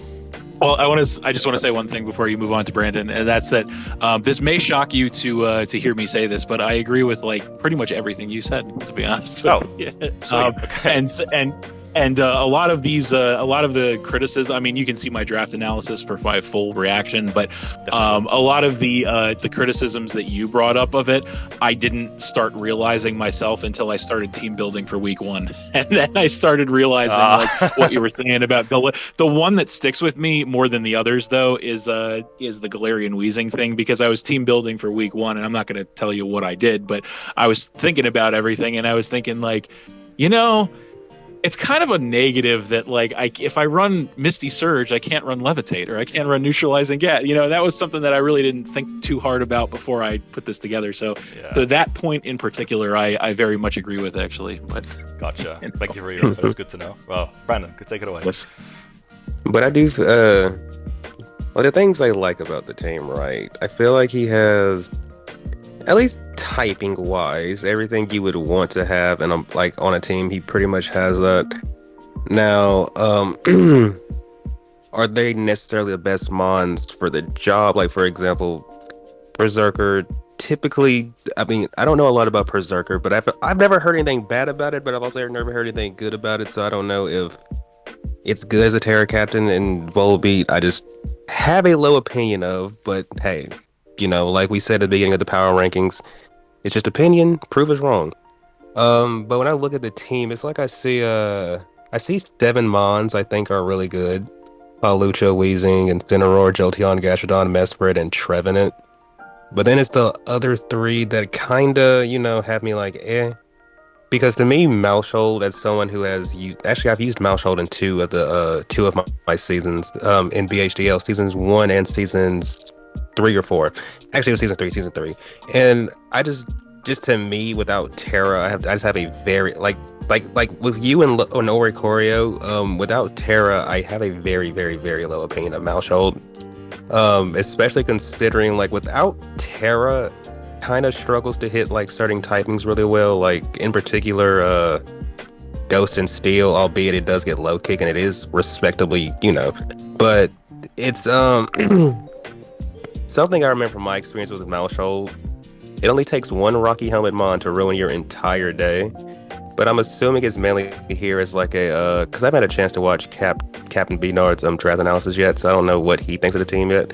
But I'm guessing it's just here as like a form of hazard removal, because outside of Maushold, I think it's just Hawlucha and Weezing with Defog. But even then, I'm pretty sure Hawlucha would prefer to be, more offensive. But Weezing is an amazing hazard remover on its own. So don't get me wrong. Like, I remember I used it, and I think Weezing's amazing. It's actually one of the few hazard removers that I would say you can get away with just having it.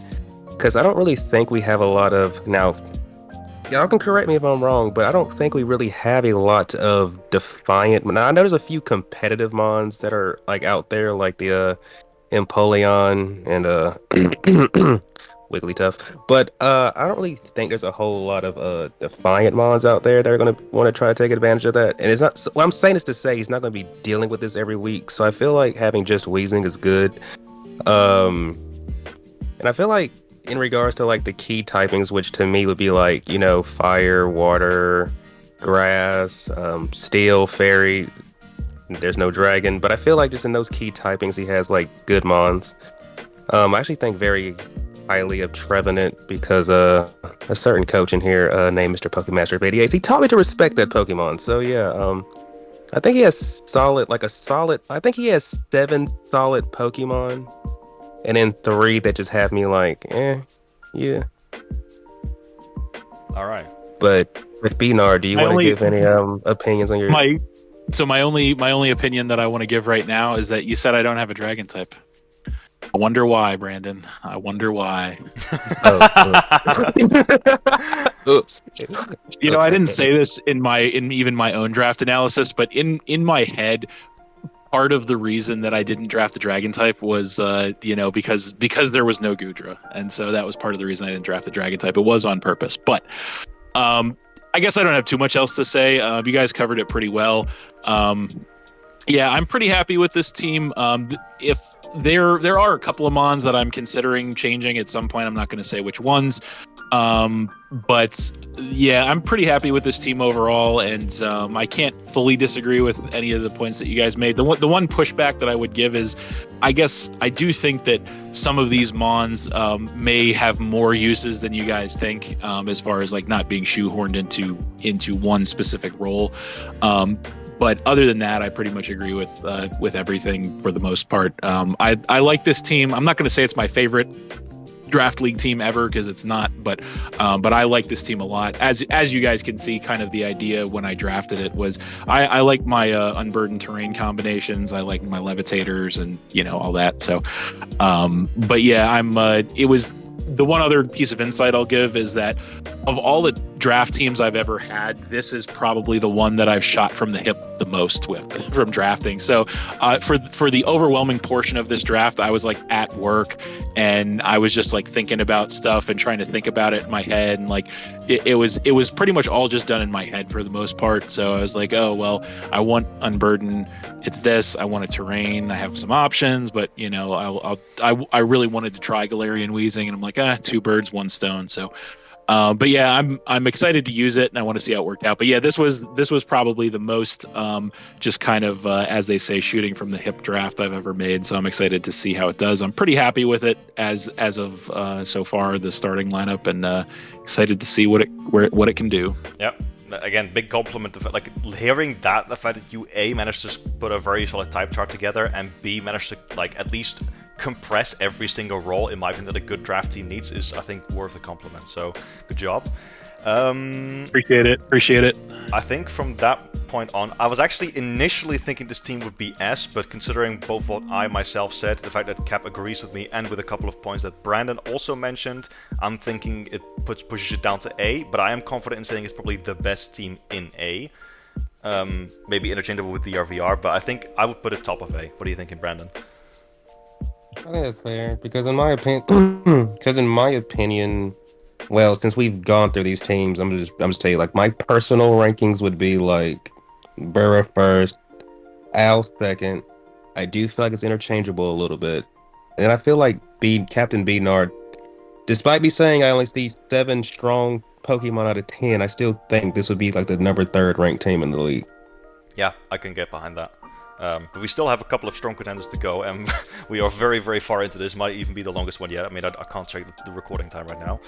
But let's... Well, I guess this our plan of making it shorter kind of went to hell, didn't it? Yeah, it did. But I mean, we've had some interesting and productive discussions, I think. So hey, all worth it, and we do it for the content. Indeed. We have to contribute. Indeed. We have to contribute to back up our claim of BHDL being the #1 Pokemon draft league out there. Yeah. Brandon, take it away. Take that, everybody else. Brandon, take it away. Machesney Park Slowpokes. Here we go. So.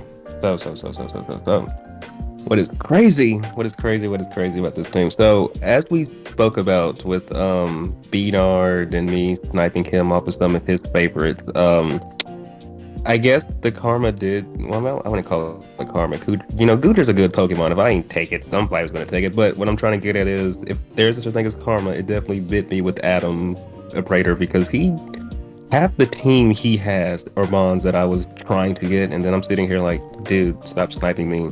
Woof. He has single-handedly sniped me more than anyone else in this league, because let me see, if I counted out Whimsicott... Actually, I'm not going to bother counting, bro. I can tell you right now, it's like at least like 4 Pokemon, dude. But anyway, though,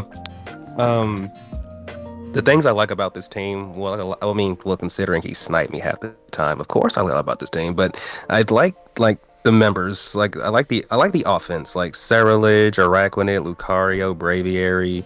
Like, those 4, I mean, even the Terra Repardos and the Teddy Ursa, even though people are kind of sleeping on it, like, this team has a lot of offense. Oh, let me not forget the Regidrago, because there's not really a lot of, because of Fornable, there's not a lot of fairy types going around, so there's going to be games where this thing can just come in and just click Dragon Energy over and over again, and we saw in Season 1 with the best, when he had the Terra Regidrago, the Terra Regidrago, we saw how threatening this thing is if you don't have a way to answer it immediately because of, Dragon Energy. And then I know Araquanid with like Water Bubble. I think it just hits so obnoxiously hard. Lucario and Cerulege, demons. The Sheer Force Braviary, a demon. then he has the double prankster, and I feel like they can both offer different things. Like for example, if he ever it gives him modes he can run because Grafai does get it gets Rain Dance and Sunny Day. So if he ever wants to get obnoxious with his Araquanid, he really could. And then he also has Sun Abusers with Whimsicott and Cerulege. So those are potential modes.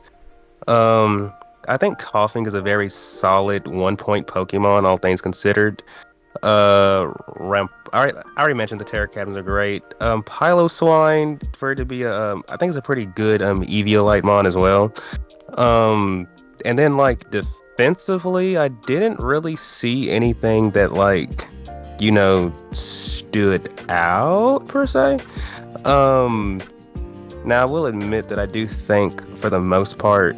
Actually, no, he doesn't have there's not really standing out, because I was going to say something about the ghost types, but then I realized he has double immunities, and he also has priority options like Cerulege. Actually, he has a lot of priority. The Shadow Sneak Cerulege, Lucario quite literally gets every priority move you could ask for. Braviary gets Vacuum Wave, double Prankster. It's a lot of priority. And then in regards to hazard setting, you have the Piloswine, the Sticky Web or Araquanid, which could really benefit his offensive pieces if he gets those webs up. I'm assuming Rampardos gets rocks, even though I'm pretty sure we'll use something else for it. So I feel like this team has a little bit of everything that you could ask for. The only real nitpick I have, at least at a glance, because of course, as we look through these, there are things we overlook. Is the speed drop from Grafai to Lucario. I don't like that 20. I mean, we've been talking about the whole goddamn video. I don't like the 20-point drop is crazy, because I know that 20 points. I think actually it didn't have to be 20. I want to say it's 15. Just the 15-point gap allows a lot of stuff to run Adamant, Modest, and then 20. Okay, now I can even save on speed and just run bulk as well. So I really don't like that. But outside of that, I think this is it's a solid team. I definitely think it's a solid team. But what do you think, Scorpion? I'm going to touch on it very, very briefly, because I want to be here all friggin' day. But this team is really cool, I will say. I really like the top 4 picks, especially. I really, really enjoy. Cerulege is one of my favorite Pokemon of all time. Araquanid, as you guys know, I have also quite a good relationship with. And courtesy of me recently finishing a Pokemon Legends Arceus playthrough, I'm also very fond of Hisui Braviary. Now, so this team is very, very threatening offensively, and I feel like this team also puts on pressure very easily. What I also quite like about this team is that, as you can see, the type chart on this team is also surprisingly good. It does have a very interesting weakness to Psychic, because there's actually no Dark type on this team. So there's going to be a few powerful Psychic types, I think, that can really take advantage of this team. But he can answer those offensively. Overall, most of the good points you said. This is like the opposite of Brandon's team, right? Very, very kind of hyper-offensive, or at least hyper-offense-esque type of team. Comes with its strengths, also comes with its weaknesses. Biggest weaknesses, first of all, no spikes. That's a big thing. I think it does have toxic spikes, because Grafai gets those, but no spikes on a HO team, or at least a team that offensive, is crippling. There's also no bulky water. I also think Araquanid is somewhat bulky, but there's not a lot to fall back on when it comes to defensive prowess on this team, because let's be honest, you're not going to rely on a freaking Coughing. And this is actually the only team where I don't like the Terra Captains. I'm gonna be honest, I think Teddiursa is very mediocre. I mean, just look at its abilities. It has one okay-ish ability at best, and the other two are competitively completely useless. So that's not ideal. I do quite like Rampardos as a Terra Captain, so I imagine that thing is going to carry a lot. But and Rampardos goes freaking crazy with the Araquanid Web, so I do like that synergy. But yeah, it's definitely a bit more he pretty much has one Terra Captain. That's the main thing I'm trying to get at. Because let's be honest, when are you ever going to bring Rampardos over Teddiursa? I'm sorry, I do not see it. I mean, I know it's Adam, I know he cooks, and I know he brings cool stuff, but yeah, I'm not really seeing it. So this team, I think, is solid, and has a couple of nice little bonuses, but it has pretty much the sort of standard flaws of a team this offensive. I do still like it though, and one thing I particularly agree with what Brandon said is I think very highly of Regidrago in this format. I do think fairies are scarce, and you can get around them decently well, and Dragon Energy spam is one of the most dangerous things in the world. That hits so freaking hard. But what are you thinking, Cap?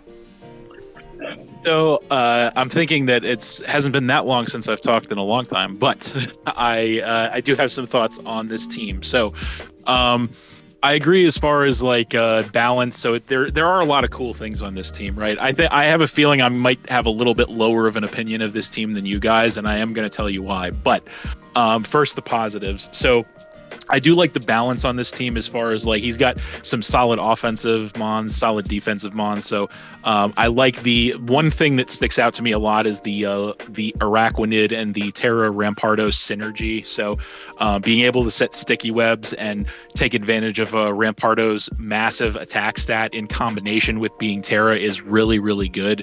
I like that a lot. I like the fact that he has a lot of priority, a lot of utility, as you guys have mentioned, a good balance of offensive and defensive mons. So like Lucario, Whimsicott is great with Prankster. Like you guys said, 2 Prankster users. So that's pretty good.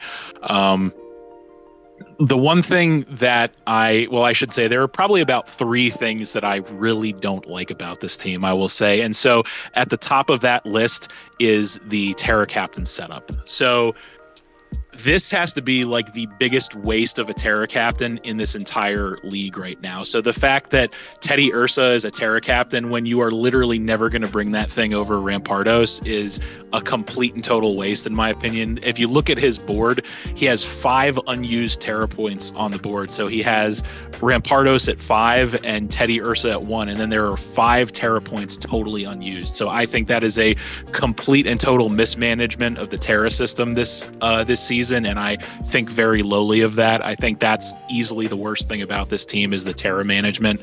But aside from that, this team is kind of also a top-heavy team too, right? So there are a lot of very low point value Pokemon on this team. So you've got the Teddy Ursa, you've got the Coughing, the Rampardos, of course, but you have to have something down that lower. I'm not a big fan of Piloswine, to be honest with you guys, because even though it is a pretty good Pokemon, it has like those faux resistances with thick fat to ice and fire, which is definitely a big plus. But for the price that you pay for it, I'm not really a big Piloswine fan. I think I mentioned this earlier, but I'm not a big fan of like defensive ice types, generally speaking, just because ice has so much wrong with it defensively that it's hard to kind of make up for that. So this team kind of feels top heavy to me.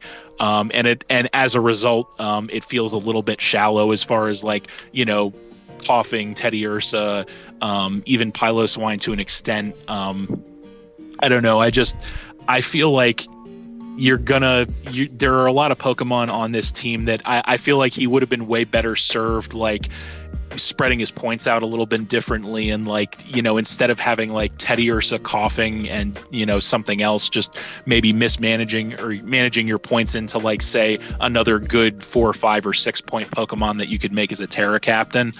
So that's that thing. The whole thing surrounding the Terra Captain setup on this team is just like really, really throwing me off.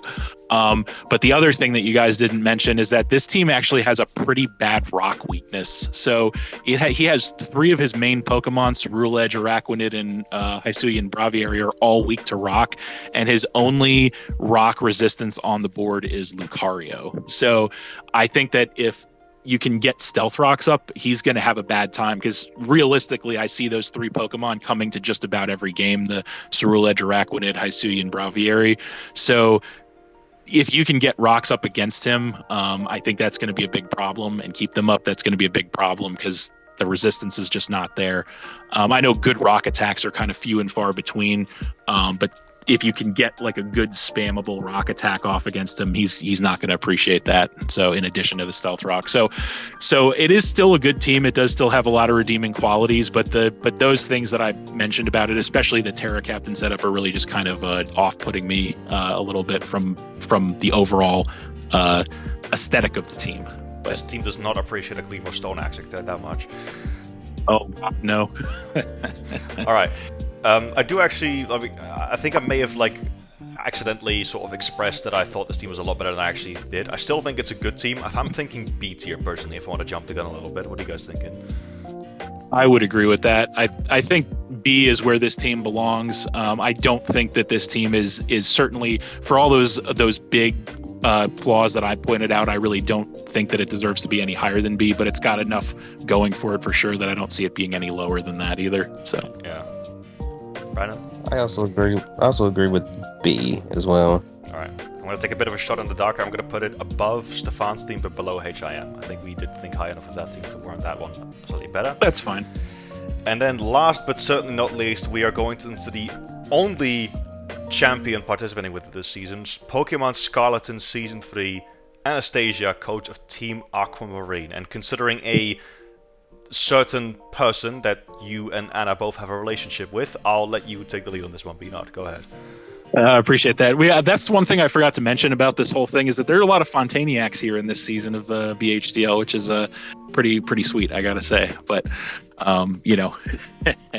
anyway, so yeah, Anna. We're gonna talk about Anna here. So obviously, there's a lot of good things about this team, but there are some negatives, obviously, as we found with pretty much all these teams. So biggest positives about this team when I look at it on paper, I like the offense-defense balance to this team. So you've got Pokemon like Cyclizar that are really fast offensive. You've got Frostlass is pretty fast, I believe, as well. Tornadus, I don't recall. I think that's kind of on the faster side. I don't recall exactly what its speed stat is, but I know it's 111. 111. Yeah, so it's a little on the faster side too. So speed is pretty good. I think Houndoom's like around 100 too. So speed doesn't seem to be too much of a problem, but she also has the Vikavolt with sticky webs, which is really nice too. So I think this is actually, to be honest, an example of how you do sticky webs right is this team, because you have Pokemon that have like speeds in the 110s or 100s, and then they would get outsped by Pokemon in the 120s or 130s, but then you have Vikavolt with sticky web to kind of balance that out. So I think this is definitely a really correct use of sticky webs. I really like the Terra Captains on this team. I think Standard Muck is probably one of the best Terra Captains on the board this season, so she snatched it up pretty early and with good reason. It is a really solid Pokemon, and I think it's going to be a really solid Terra Captain for her as well. So big fan of the Terra Captain Muck. Even the Dunsparce, though, this is not the Dunsparce, this is Dunsparce, the first stage. But I am a big fan of that thing as a Terra Captain, because a Violite Dunsparce is pretty freaking bulky, and it's got a lot of utility roles as well. So big fan of that. There's good pivoting on the team with the Vikavolt and the Cyclizar. Gardevoir, the number one pick. Gardevoir is a powerhouse, and it certainly is. Personally, I'm not the biggest fan of it as a Pokemon. It's probably one of the only Pokemon in the 18-point tier that I didn't think personally was super justified to be in the 18-point tier, but it is a really solid Mon nonetheless.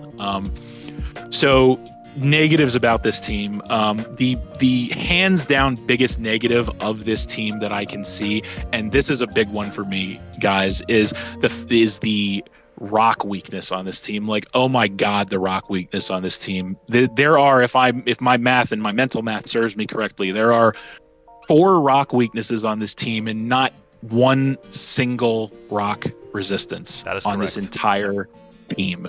And that is disgusting in my opinion. I don't mean to sound like a jerk, but that is like, when I saw that happened, and much less that Anna did it, like I was shocked. Like that, I don't know if she just didn't care or if it was an oversight or whatever, but that is like, if that was an oversight, then that is like an immense oversight, to say the very least. 4 weaknesses, not one resistance. And to exacerbate that problem even more, she only has one hazard removal on this entire team. Now, before you all jump the gun, yes, Cyclizar is one of the best, if not arguably the best hazard remover in the game.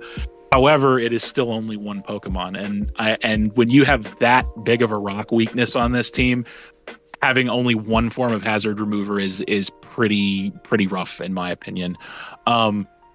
So in addition, I don't really see much of any priority on this team either. I think Muck gets Shadow Sneak, and I don't know if anything. Does Houndoom get Sucker Punch? Maybe I don't know if really it does. Okay, so its attack is not the best, but it does. I was just gonna say, but Cyclizar also Gardevoir gets Vacuum Wave. Yeah. What gets Vacuum Wave? Sorry. That too. Yeah. Gardevoir. Gardevoir gets Vacuum Wave. Oh, Gardevoir gets. Okay, so maybe the priority thing's not as big of a deal as I thought. So, Sucker Punch on Houndoom. That's like. I'm sorry. Oh, there are even more. Okay, gotcha. Yeah. So I might have dropped. Gotcha. So we have Vacuum Wave Gardevoir. We have Shadow Sneak Muck. I remembered that one. Prankster Tornado. Stab, Quick Attack, Cyclizar. There's also Ice Shot, Frostlash, which, by the way, that thing actually has the same attack stat as it does special attack. Gotcha. So I'll rescind my priority criticism then as well. So, but yeah, I forgot. I kind of thought Gardevoir had Ice Shard, but yeah, there was that. So the priority is not too bad, I guess. But yeah, but the biggest thing for me is the rock weakness, and that is a really big one. I will say I guess that combined with the hazard removal or lack of hazard removal are my two biggest issues with this team. Other than that, I know I sounded horrified when I noticed the rock weakness on the team. But other than that, I think this is a really good team. It's a really solid team, but that rock weakness is just absolutely devastating. But yeah, what say you, Scorpion? So, there's a lot of positives I have about this team. First of all, I actually really like Gardevoir on this team specifically. I think this team is actually built very well to support Gardevoir. There's quite a lot of pivoting to get Gardevoir in position. It has a very high special attack stat, and Psychic Fairy is a pretty spammable type combination, and also, obviously, it has the coverage to break through anything that it can't break through with its stabs, basically. So, I personally think like Gardevoir, maybe not in the sense that like it's the most amazing Pokemon in the world, but I think if you support it well, it's definitely worth 18 points. And Anna did that phenomenally, I think. So I really like Gardevoir's presence here. There is a ton of utility on this team as well. Frostlass, I've used myself plenty of times. Amazing utility Pokemon. I'm very, very fond of Frostlass. There is Webs on this team. There's obviously Cyclizar with U-Turn, Knockoff, amazing speed tier. I actually think quite highly of Tornadus in this Pokemon. It's one of the premier offensive flying types, and it gets good coverage. So the fact that thing can both be offensive and support, I think is like, this is another format. I think the Tornadus Incarnate almost always gets completely overshadowed by its Therian form, and no one drafts Incarnate. But this is the format where Incarnate Tornadus can shine, and I'm really looking forward to seeing that. Little bit of bias here, but there's a lot of Pokemon in this team that I'm fond of in general. I like Gardevoir a lot. I like Alomomola, I like Frostlass, I like Houndoom, I like Vikavolt, all really solid mons. And the raw compression is solid on this team. Obviously, you've got multiple rockers, you've got a lot of good priority, which we just established. I personally, again, going to be biased, but I think Cyclizar as your only hazard removal is perfectly fine. It has good speed tiers as well. There's a little bit of a gap between Frostlass and Houndoom, which I think is a slight issue. But luckily, it's not as bad as some others that we've seen. So I actually do think quite highly of this team. I also like the Terra Captains a lot. I do think Dunsparce is very bulky. Pure Normal is actually not that easy of a type to exploit, and she can Terra it into something else. Gets Rocks, gets Galare, not a bad Pokemon, right? And I'm pretty sure it even gets Reliable Recovery. There is actually a couple of major flaws I have with this team, though. And I actually, first of all, the Rock's weakness is bad in terms of Stealth Rock, but being offensively weak to Rock I don't think is that big of an issue, because there's no Iron Boulder in this format, right? There's no Ogerpon Cornerstone, so there's nothing really that can take advantage of it in that regard. And because of the fact that I think Cyclizar is a good enough spinner, I don't see the Rock weakness, like, don't get me wrong, it's crippling, but I don't think that's actually this team's biggest flaw. What I think is this team's biggest flaw is there is no ground type on this team whatsoever, and I think we can all agree ground is one of, if not the best types in the game, and that subsequently means no electric immunity. So once again, Volt Switch is completely free against, like, unironically, Choice Specs Regieleki rips this fucking team to pieces, and that is not ideal. I do actually think that is something that every single good team needs, and ironically, the ground type would actually help with said rock weakness, which is probably why that's there. Subsequently, she also doesn't have a steel type, and I'm like, how do we forget arguably the two best types in the game and not put those on a team? I'm a little bit, again, maybe that was an oversight, maybe she did that intentionally, because outside of the rock weakness, her type chart actually isn't that bad, so maybe it was intentional, and if so, I mean, steel types are also very scarce, right? So Anna, if you did get sniped off of a lot of steel types, my apologies, right? But I think those two types are pretty rough. And then the last weakness, which is a bit more of a minor one, but I have seen it with a couple of teams as well, is this team doesn't lack special firepower, but actually physical firepower. Because Gardevoir, Tornadus, Frostlass even to an extent, Houndoom, Vikavolt, all sky-high special attack stats, right? but ironically, the highest attack stat on this team is Tornadus, which is a special attacker. And there's actually not that great physical offense on this team. Cyclozar can be an offensive piece, but it also likes to be utility, and its attack stat is only 95. Garganacl is also mainly a defensive piece, and it's the move that it hits hardest with, ironically, is Body Press, because it's got a really high defense stat. And then Frostlass, I mean, we mostly see Frostlass as a special attacker because its special move pool is much better than its physical one. It can run Triple Axle if it wants to, because its physical attack is not that bad. But there's a bit of an imbalance between physical and special attackers on this team, in my opinion. And again, yeah, Muck is another one. I think Muck also has a respectable attack stat, but again, Muck is mostly a defensive piece. So I really struggle seeing the physical firepower of this team, and that is coupled with the fact that there is no ground and no steel type are definitely major issues that I have with this team. And I will say, I was actually expecting a team that had these issues to look a lot worse than this does. I still think this team has some serious potential, and please don't get this the wrong way. I do really like your team, and I think it is solid. But, like, honestly, if you fix these issues that I just mentioned, it could be an S tier team. But as of right now, I have enough issues to where, yeah, I think, yeah, there's some work to be done on it for sure. But Brandon, please end us off here. So I think the team has a lot going for it offensively, right? But I do also think like there are some defensive like issues the team has. Like for example, we pointed out the rock weakness. Maybe I'm just looking at this the wrong way, but I feel like she's kinda has a fighting weakness too. And just hear me out on this. So I know things like, for example, Gardevoir, Mug, let me see what else. Vikavolt, Tornadus, they can switch into fighting. But when I think of like Muck and Gardevoir, for example, I know from experience with using them, if you're fighting a strong fighting type, which I have to acknowledge is like, you know, not like something everyone's going to have access to, but I just know from experience that those two in particular don't appreciate switching into close combat.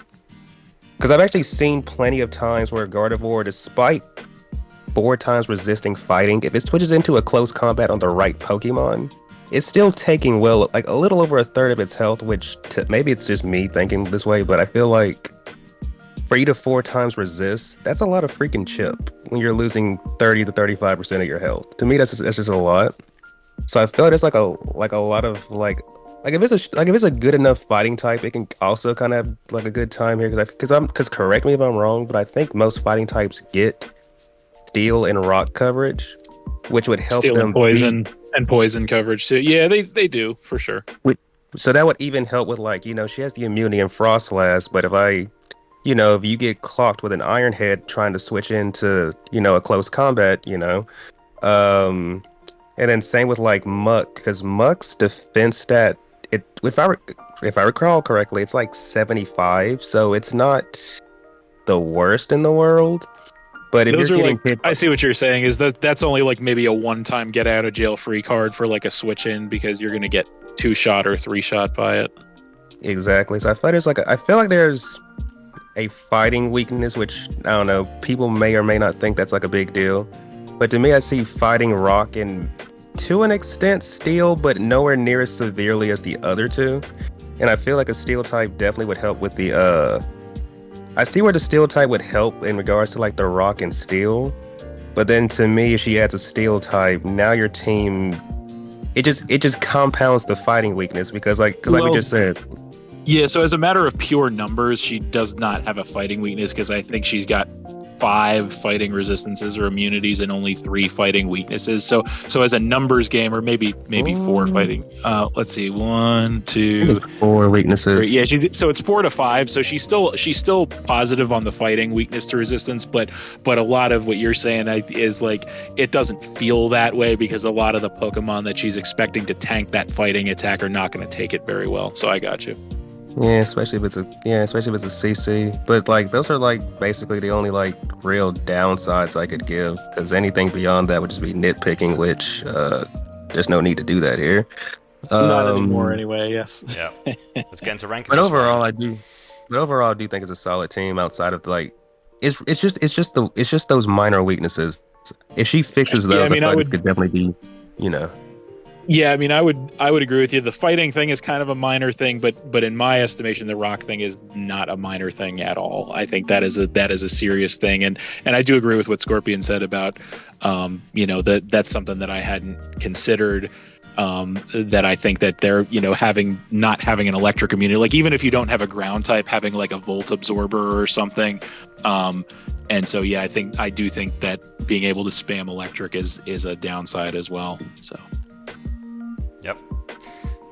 And no steel type is rough too. Although her type chart is really not that bad, but it does, it's having a. I would say I do agree with one thing you said, Scorpion, and that's that you wouldn't expect a team that has those flaws that we mentioned otherwise look so good. Yeah. But aside from those flaws that we mentioned, this team does look good. I'll just cut to the chase.